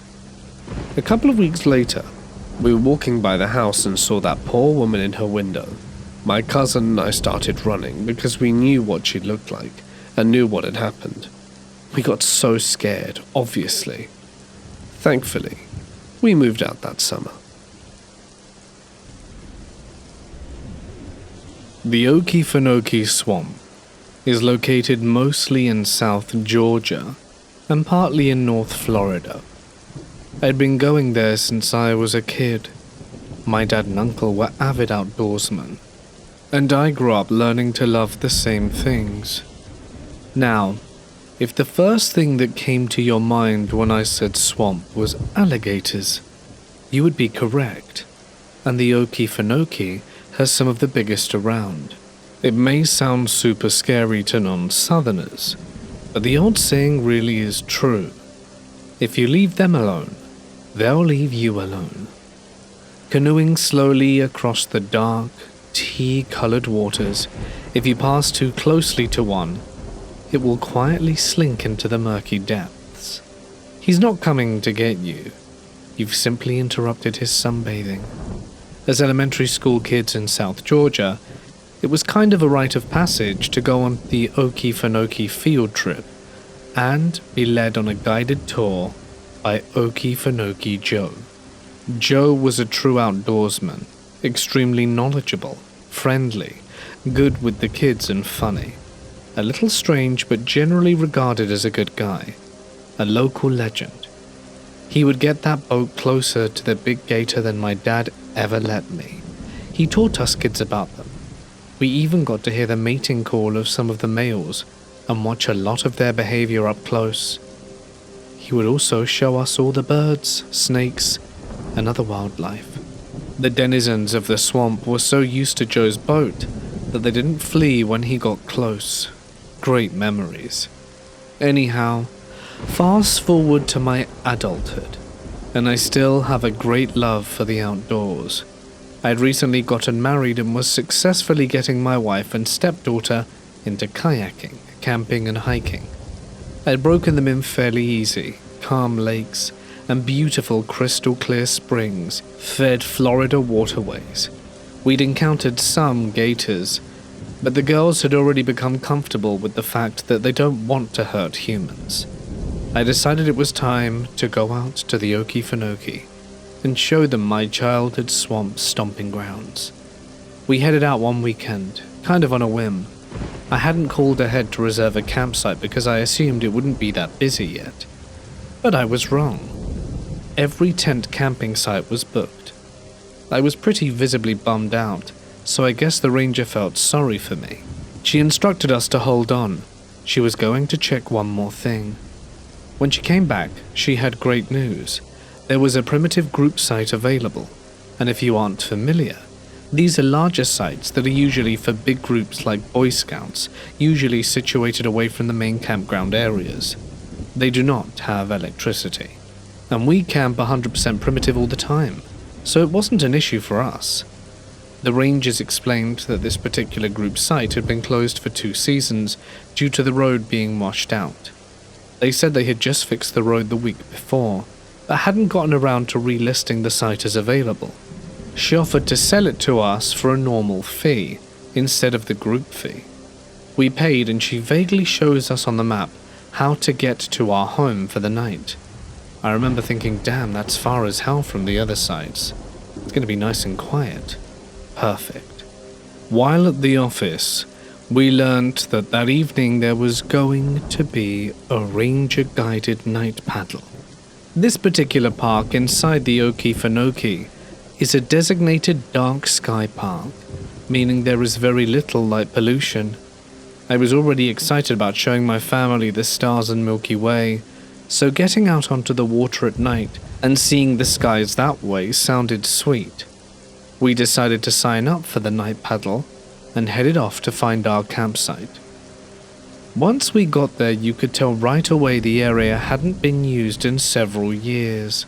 Overgrown, spiderwebs everywhere, and teeming with the usual wildlife. I kind of prefer things this way, so I didn't think twice about it. It was so far from the campgrounds and the main office area, you couldn't hear a single sound of other humans or vehicles. The area was large, so I walked around a bit to find a good spot to set up. I looked back at my map to try and gauge exactly how this little island was shaped, and noticed that what I was seeing and what the map showed didn't quite line up. Whatever, I'm sure I'm just reading it wrong. We set up our camp and just enjoyed the sunshine and the sounds of nature. It was still very early spring, so the hordes of mosquitoes and other various swamp bugs weren't out in full force yet. The bugs in the swamp in summer months could be a horror story of their own. At around 7:30, we loaded the kayaks back into my pickup and headed all the way across the park to the launch area, as our guided paddle was supposed to start at 8. We approached the launch area to unload, and there were a good 15 to 20 people also going out to paddle. Led by a young, enthusiastic ranger, we all slipped off into the water with our headlamps on the red light setting. We exited the small canal we had been traveling in and emerged out into a larger river-type waterway that meandered through the swamp. As we slowly and quietly crept along, cypress trees draped with Spanish moss loomed over us on both sides, with a dramatic orange and pink sunset as their backdrop. The sun finally began disappearing and the stars started to come out. It was absolutely stunning, and still one of my favorite kayaking memories. I'd never actually seen the Milky Way like that before. It was a new moon, dark as could be, and about a mile from our original launch. We all congregated out in the middle of the wide waterway and sat completely still and quiet. The motionless, dark waters of the swamp reflected the skies like a mirror. Thousands of stars and galaxies twinkled above us and below us. It was like being in space. Shooting stars were visible every few minutes. It really was magical. The only artificial light in the sky was the dull glow of Jacksonville, Florida on the horizon, which was about 100 miles to our southeast. And after a while, the ranger snapped all of us out of our trances. It was time to head back. When we were paddling out there, it had been dusk/twilight for most of the trip, with very little light, but enough to kind of silhouette the trees and the branches against the sky, and a slight glimmer on the water. But by now it was pitch black. The ranger told us to switch our headlamps back on to their normal white light setting, so that we could all see well enough to navigate out of the swamp. As each headlamp slowly switched on and the swamp was illuminated, we were met with hundreds of glowing eyes. Now, as I said earlier, I grew up out here. Gators were nothing new or scary to me at all.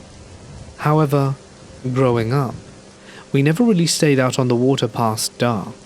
We would shine our lights out over the water to look at all the eyes, but from dry land, far away from all the beasts.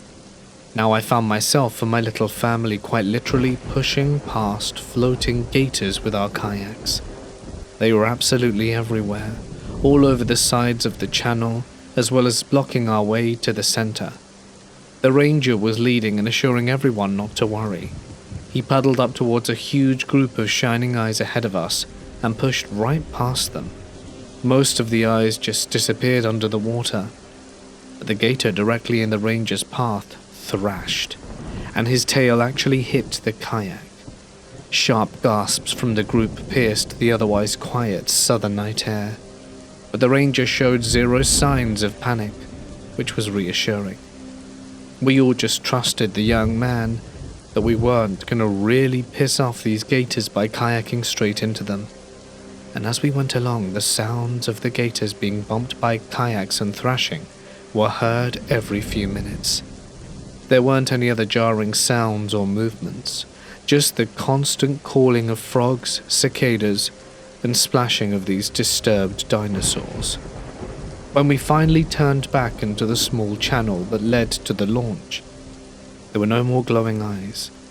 I'd be lying if I said I hadn't been a bit freaked out, but I can honestly say I wasn't panicking. The ranger being so cool and confident while leading the way made it pretty easy to stay calm. Everyone started to relax again as we neared the launch, and we got out, loaded up our boats, and one by one headed back to our camps. There was a line of red tail lights trailing off towards the main campground, while my wife, daughter, and myself split off alone into the darkness towards the other side of the park where our site was. I do remember that feeling, kind of eerie. But everyone had made it through the gator gauntlet safely with no problems. Now we were laughing about it and remarking on how cool the whole experience was. We were in high spirits, no stress. We had no idea of the terror that would come later that night. We got back to our site at around midnight and were starving. I got a nice fire going while my wife prepared dinner, and the meal finished cooking. Around 1 a.m. we finally all settled down to get comfy by the fire and eat. I hadn't taken 2 bites of my food when the horrifying experience began. The cicadas and frogs were singing, but you tend to drown that out into background noise because it's so constant. Suddenly, Out of the calming buzz of their singing, a sound sprung that I will never forget. A low, rumbling, guttural growl. Long, deep, and vibrating in our chests. We all froze and looked at each other like, did y'all hear that? Not even 10 seconds later we heard it again. It sounded really close, like right on the other side of the brush we were camping near. The only thing I could honestly relate it to at the time was the growling sound the T-Rex makes in Jurassic Park. As you can imagine, I was terrified. I've been scared in the woods and the swamps. I've seen swamp gas, freaky figures, and heard screams. I've been in the Marine Corps and encountered bears in the Appalachian Mountains. I've explored all kinds of places. When I tell you, I have never been this scared, I mean it. Pure, raw, primordial fear. I immediately told the girls to get into the cab of my pickup. They get into the truck, and I hop into the bed of my truck with my little .357 Magnum drawn. I figured being back there would get me up off the ground and give me a little advantage over whatever was coming. I told the girls to lock the doors and open the little sliding back window so we could communicate. I started frantically shining my flashlight around, aiming my gun along with it. But I see absolutely nothing. We continue to hear the growling coming from one general direction, not getting any softer or louder, just continuously emitting in 3 to 5 second long intervals, every 30 seconds or so. It was coming from the brush right next to our site. I shine my light all over that area but see nothing. Just thick palmetto leaves, underbrush and pine. No movement whatsoever. Then suddenly we hear the sound coming from the complete opposite direction, more towards the open area of our site. I whip around and shine my light that way, and that's when I notice the dense fog that has settled onto the entire area. It was a damp, sticky and suffocating fog. Almost right away the growling sound was coming back from the original direction. That's when I realized there were 2 of them, doing a kind of call and answer with each other. That's also when I realized the other sounds of the swamp had gone silent.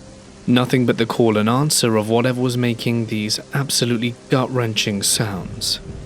It got deafeningly quiet for a moment. Nothing but the heavy fog, which seemed to have a silent sound of its own. My wife, with a shaky, trembling voice, told me she wanted to leave immediately, and our daughter agreed. Now I was absolutely terrified. However, do not misunderstand this. The thought of us just leaving all of my expensive camping gear behind was somehow more offensive. Not to mention I was getting kind of frustrated. I'm at home in this damn swamp. I know all of the creatures here. I'm comfortable here. It's borderline pissing me off that something out here has me so scared and confused. And I begin to rationalize what could be making this sound. Suddenly it started back up again, but now it sounds like it could be 4 to 5 of them, all growling back and forth to each other, overlapping each other now, coming from all sides. A demonic chorus of deep, rattling, soul-sucking rumbles, not getting any closer or further away, just keeping us closely surrounded. If I'd had to have pooped, I believe I would have done it in my shorts. I kept myself at least somewhat cool by affirming it must be an animal of some kind. I wouldn't even entertain the thought of anything supernatural. My wife kept saying it sounded like a big cat, and while I agreed, I knew that wasn't it. It would have had to have been massive lions or tigers to make that kind of extreme low rumbling growl. I racked my brain for the biggest animal it can be, and kept landing back on alligator. Yet we had just paddled directly through an entire swarm of them, some of them absolutely massive, and I hadn't made a single sound the whole time. No, that couldn't be it. I even had a thought that the young, playful ranger had orchestrated some kind of extravagant practical joke on us poor campers here all alone. Really and truly, I had no idea what it was, and not being able to even see a glimpse so I could take a shot at it to protect my family was very helpless. I really wished I had more words for how it felt, just blindly standing in the back of the truck, hearing what I could only imagine were the scariest, evilest, most vile things on the planet, just knowing that they wanted to kill, eat, or otherwise mutilate myself and my family. It felt like an eternity. We'd probably been holed up in the truck for at least 15 minutes by now. It had finally gone quiet again, and I told the girls that we could leave, but I wasn't leaving the gear. I climbed into the cab and started the truck and moved it, positioning it to where I could shine the headlights onto our stuff while I packed it all up. Gun in hand, I began rolling up the tent, gathering all of our stuff and throwing it into the bed of the truck, praying nothing crazy happened like my truck dying or something else, perfectly timed, like that cinematic horror moment. I tried to put on a confident air so as to not scare my family, but in my head I felt so vulnerable, like I was something's prey. The growling hadn't started coming back, and honestly the silence was freaking me out more than anything. That and the fog. I'll never forget how oppressive that fog felt. All of our gear was sopping wet with it, and I swear it was hard to breathe the air. The fire was nothing but a smolder despite the fact it had been roaring bright 20 minutes ago. Just as I was rolling up the very last sleeping mat, one final, closer than before growl shook me to my very core. I snatched that map up and took off running, getting into the truck Duke of Hazzard style and taking off, none of us looking back. I later discovered, once I made it to cell service, that the sounds we were hearing were large male alligators. That sound is their mating call. The louder, lower and scarier sounding, the more the female gator finds it attractive. Those must have been the swamp's sexiest gators, because I could never heard this sound in my life. I had been under the impression that I knew what their mating call sounded like from my childhood experiences in Okefenokee Joe's boat and with my father and uncle. These gators must have been absolutely massive, true units to produce the sounds we were hearing, because it was nothing like what I'd heard in the swamp. It was exactly like what was in the video. But I'm telling you, in person, you can physically feel it rattling your insides. Though I was somewhat comforted by the fact that the noise were just gators flirting and weren't being aggressive towards us, my wife and daughter still think we were in danger given our proximity. I got into Google Maps and tried to figure out exactly where we camped, because, from looking at the map the ranger had given us, we shouldn't have been that close to the water. I never could quite figure out where we'd ended up. I don't know if it was us being in the wrong place, or the fact that the area hadn't had any human activity for 2 years, or a combination of both, that put us so close to all this mating activity that normally wouldn't happen near areas with lots of humans. Either way, it made for a heart-pounding experience that we still talk about to this day. Also, for a small funny addition to the story, looking back, the most hilarious thing was that my daughter was eating corn on the cob at the time when we first heard the sound. It was still in her hands. So during this entire event of being terrified and hearing the growls, she was holding corn on the cob. I hope you enjoyed the story. I can assure you it was very real, and in some ways, one of the most frightening of my life. The fog, the setting, everything was perfect to make it that much creepier. And I'll never forget that particular kind of fear I experienced that night. I need to tell you about Liwan Plaza in Guangzhou, China. It has long been surrounded in fear and mystery, and many Cantonese people see it as no coincidence that the cursive-like character Guang outside the plaza bears an uncanny resemblance to the word for corpse. And since 2004, about 12 people have taken their lives on sight, with some witnesses claiming that a supernatural force seemingly pushed victims over the railings. The mall's deadly curse, according to local residents, began many years ago when it was first constructed. And if you've ever watched Poltergeist, you'll know never to build on ancient burial grounds. But you wouldn't expect a bunch of real estate developers to know that, would you?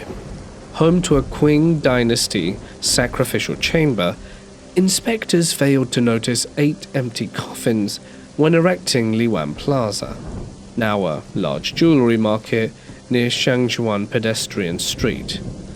It was unearthed during the construction, and some say the coffins were the cradle of strange noises and mysterious deaths that kept storefronts ruinously empty. To counteract the malevolence, architects made the building resemble an octagon, like the Bagua. Eventually, a Taoist priest informed landlords that the empty coffins had originally been buried to thwart evil influence. The catch was they were not to be disturbed for 1,000 years. Whoops! Since then, several accidents have been reported, most of them on the 5th floor. At least 2 of the landlords that managed the plaza have allegedly passed away of unknown and sudden causes. Now, despite Guangzhou's toasty climate, Chinese citizens claim it's always a few degrees cooler in the plaza itself, and just walking through the building at night brings a chilling feeling of despair. And as with most supernatural affairs, no concrete evidence exists to prove the plaza is haunted one way or another. Skeptics argue the prevalence of people taking their lives there could be due to its infamous reputation or insensitive media coverage, or both. Regardless, the building's occupants now mostly consist of non-local business owners happy to make a quick buck while the silent run amok. And now, where our story begins.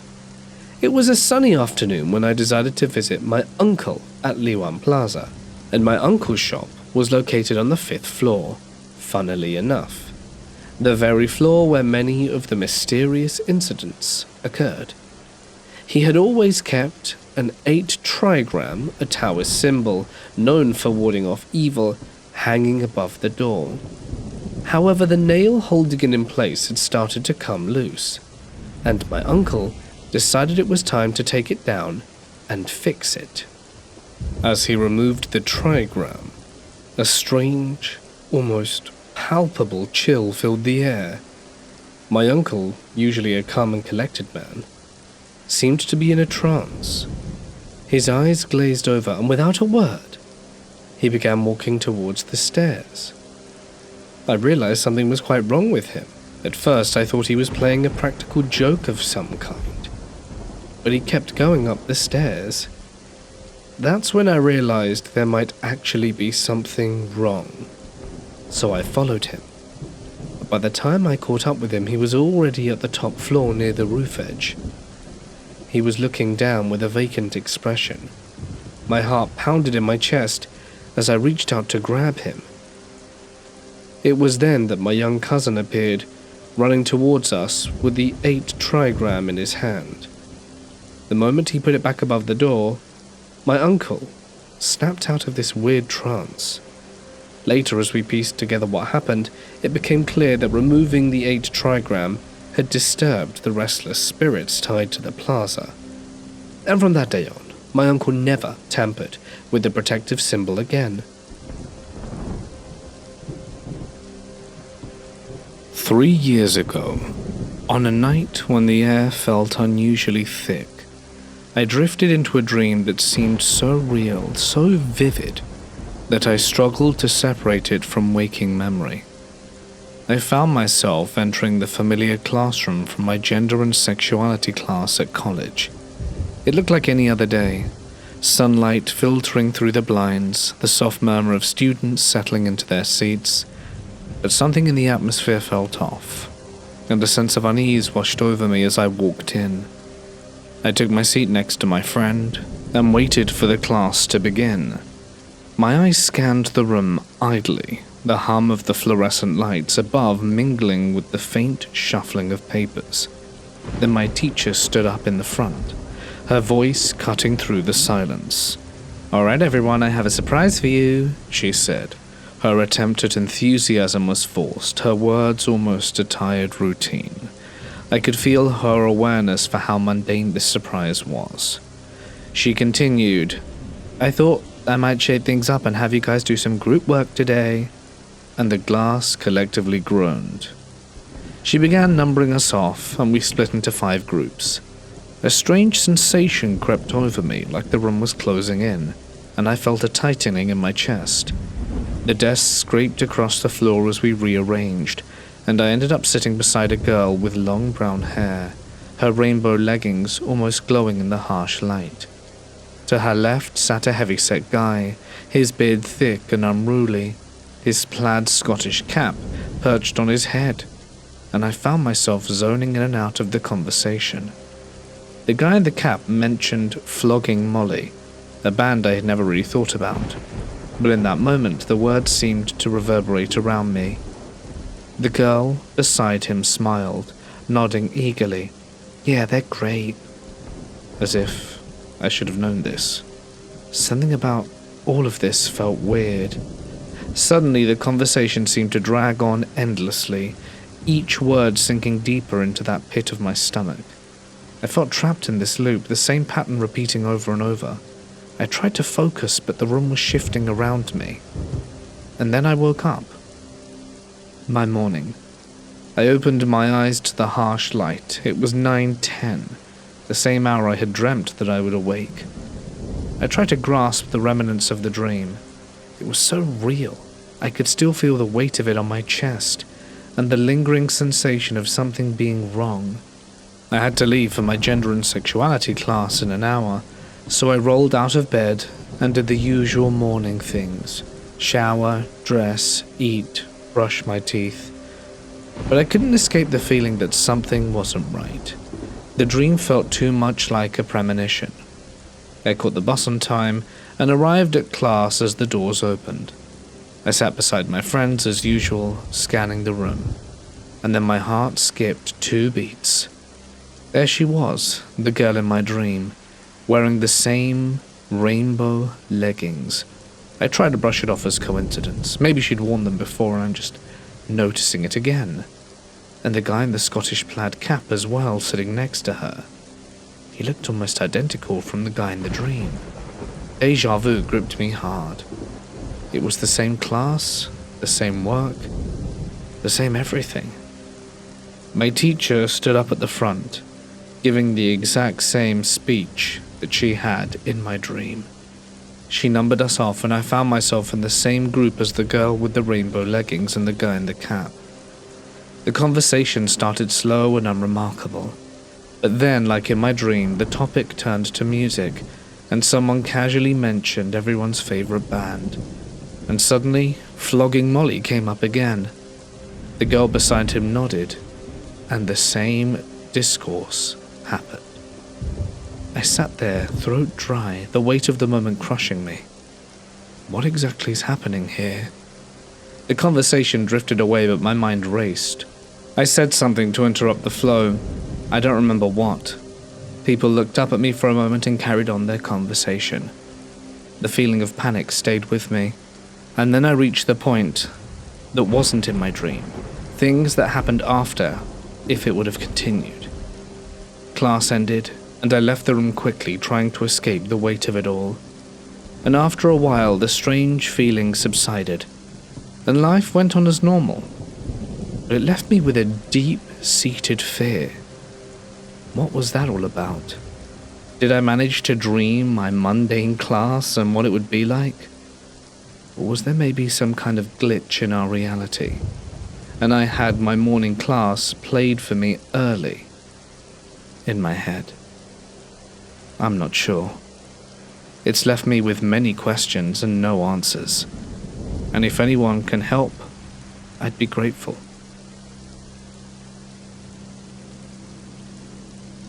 This past summer, I lost my grand-aunt Helena, my maternal grandmother's sister. We travelled to Agioi, in the Peloponnesus region of Greece where my grandmother's family is from, to visit the family tomb and pay our respects. I wasn't prepared for what I felt when we arrived. The ceremony was stunning, immaculately maintained. It stretched across a low, tree-dotted hill and seemed to go on forever. At least 3 miles if you were to walk the whole thing. I found out later the oldest graves dated back to 1816, and that genuinely shocked me.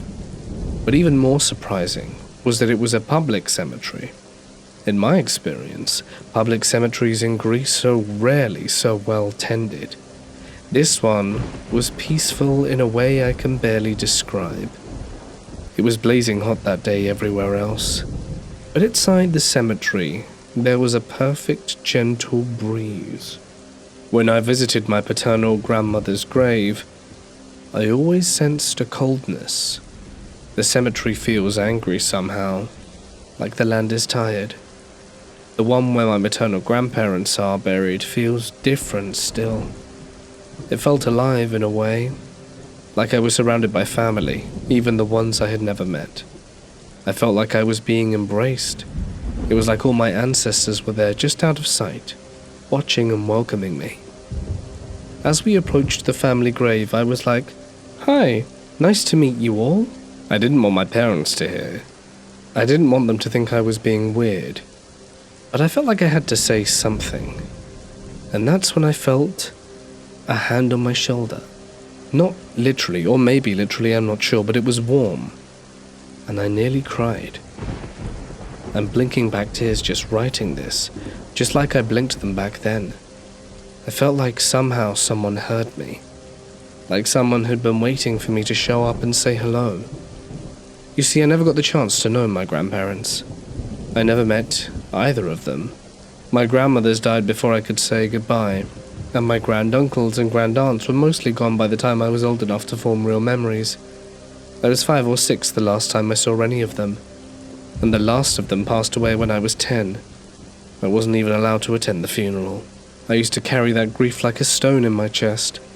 I would dream of them often, dream of old Athenian coffee shops from the 50s, of my great-grandfather's workshop, of family homes I never got to grow up in. I'd wake up from those dreams with a kind of longing. But standing there in the sun, something shifted. I didn't want to leave the cemetery, but as we walked away, I felt lighter and happier, like I'd finally made peace with something I didn't realize I was still grieving. I felt like they knew me, like they always had, and despite the tangled histories and complicated family ties, they loved me anyway, that they welcomed me. And that was the most peaceful experience I have ever had in a cemetery, and just really wanted to share it.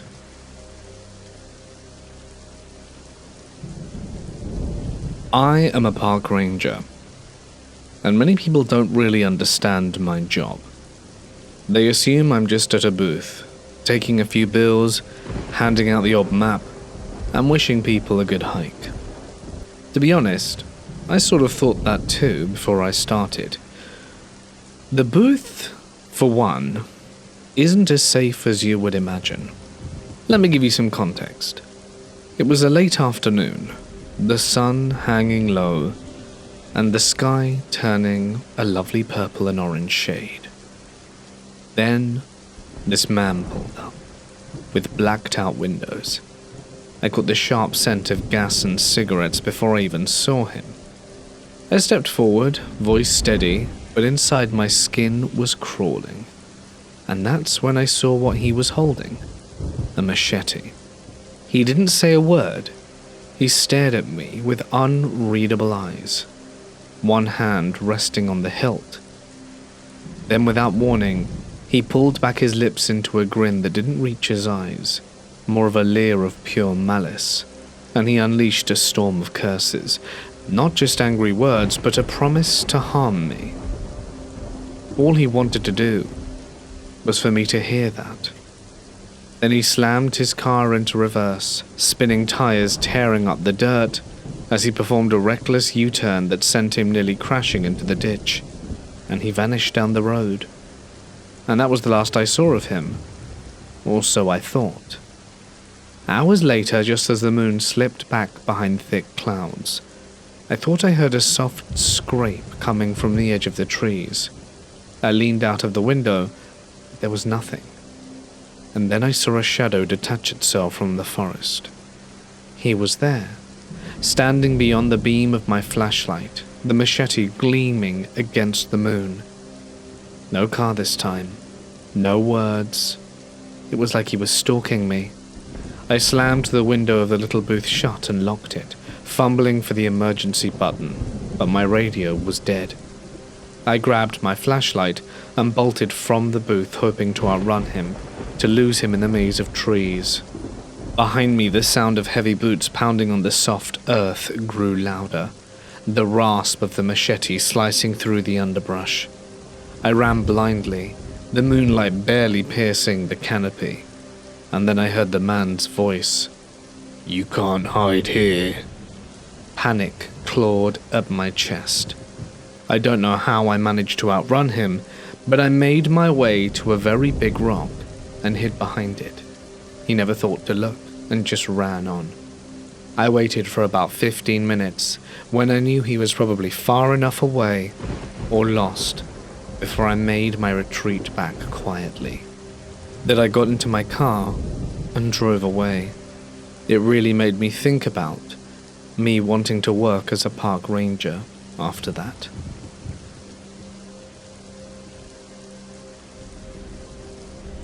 The elementary school that I went to, and the town that it's in, has a history.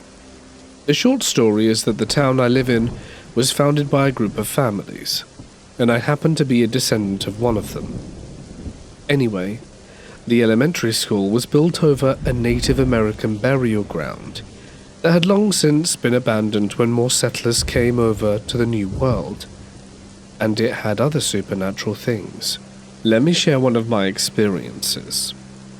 When we were taking the elevator down to the basement, the doors opened and we walked into a storage room at the end of the hallway that was dimly lit, which had flickering light bulbs.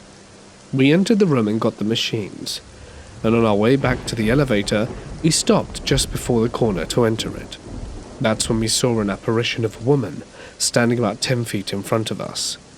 As soon as we stopped, she turned to look, then turned away again and disappeared around the other corner. We entered the elevator and brought up the machines. Before the door opened for the first floor, we looked at each other and tried to talk about what happened, but we were honestly unsure what to say. Another encounter I had in the school, for context, was when I was in 6th grade and was in the library for an after-school program with a few other kids, a teacher and the librarian. I was sitting between stacks of books, reading one, which happened to be about ghosts and the supernatural, when I heard a knock on the wall behind me, which was a wall of cinder blocks. Then a book on the opposite end of where I was sitting fell off the shelf, and I saw a shadow walking between the shelves and vanish. When I got up and looked, there was nothing there. There are other ghost stories about that school, and there have been encounters, but they aren't mine to share. Point is, since they built the school on an Indian burial ground, I'm not surprised that spooky stuff happens. We were driving through some deep forest in northern Mexico, the kind that looks straight out of a horror movie. Endless pine trees, fog hanging low, and barely any other cars. It had rained earlier, so the air was thick with that wet earth and pine smell. The road was all twists and turns, there being no streetlights, just nature. At some point, we took a wrong turn. No big deal, or so we thought. Just a dumb mistake. But I was annoyed, because I'd wasted time for no reason. So we turned around and got back on track. Then as we came out of this curb, we saw it. A massive tree had just crashed across the road, and I mean it. The roots were still wet and muddy, like the ground had given up on holding them. If we hadn't have taken that wrong turn, if we hadn't have wasted those few minutes, we would have been under that tree. No time to brake, no way to dodge. Just a straight-up final destination moment. And I'm 100% sure the timing would have just been us right there. We sat there staring at it, my heart pounding, as the rain hit the car. I was pissed about losing time, and now I couldn't stop thinking about how those stupid minutes wasted had probably kept us alive. It still freaks me out. Sometimes the universe messes with you in the best possible way. For context, I live in a very rural area in the midwestern part of the United States. about 20 minutes away from the nearest town, and about 6 minutes from the nearest township. For those of you who have lived in the sticks, you know as well as I that creepy sounds and sightings that make you second-guess what you saw are commonplace if you spend any amount of time outdoors at night. It was 3:30 on a Saturday morning. I was driving home alone from a party on a small, lightless country road leading out of the nearest township to my house. There are two cemeteries, the old cemetery and the one that they still actively plant people in. These cemeteries are on either side of the road, and there are about 200 feet from each other, or roughly 61 meters. I had just passed the second cemetery and taken a curve into a part of the forest that was especially dense. No moonlight penetrated the canopy of the trees that reached across the road. I slowed down in case a deer decided to jump out in front of me, as was frequent in that area. That's when I saw it. There was a large dark mass in the middle of the road. At first I thought perhaps it was a limb or a dog of some sort, but as my headlights illuminated the creature, I knew all too well this was abnormal at best. There, standing in the road, was a large black bird, the size of a vulture, but it had no head. Now, as an educated person, I know full well that when a bird roosts, it tucks its head under its wings, in many cases, and that could fully explain this. That was what logic and reason would tell you, although I've never known a bird to roost on the ground, let alone in the middle of a busy road. I stopped my Jeep about 10 yards from the bird, with my headlights illuminating it.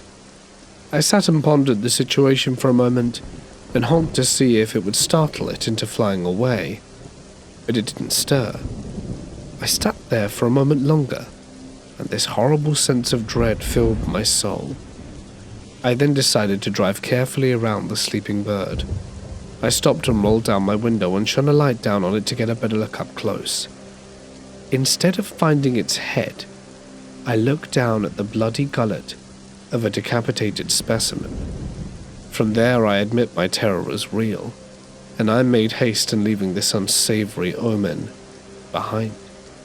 The next morning, the bird was gone without a trace, not a drop of blood to be seen. I wonder what it was. I'll start off by saying this isn't my story. It belongs to my grandpa. He passed away a few years ago, but he was an extraordinary man, and I still believe he watches over us all. I lived in Germany for a few years as my dad's in the military. On the day we moved into our house, I looked out of my window and saw a funeral taking place. It was at that moment we realized there was a large cemetery at the end of our garden. I had some spooky experiences at that house, which I will get around to talking about. But my granddad takes the cake with his stories. See, my granddad was a psychic, and whether you believe in them or not, my granddad saw and heard and knew things that living people didn't. On one occasion, my mother was sitting downstairs having breakfast, and my grandpa joined her. "Sleep well?" she asked him, or something along those lines. He responds with, "No." This obviously worried my mother at the time because my grandpa wasn't sleeping well. They wouldn't stop talking all night, all of them. I couldn't understand what they were saying. My mum was really concerned. She probably thought it was me and my brother messing around. She asked him who or what was keeping him awake during the night, probably expecting him to say me or my brother. But he pointed out the patio doors of the graveyard that was a few meters from the house. It was then my mum realized it wasn't the living keeping him awake, but the ghosts in the graveyard, and the reason he couldn't understand what they were saying was because they were speaking German.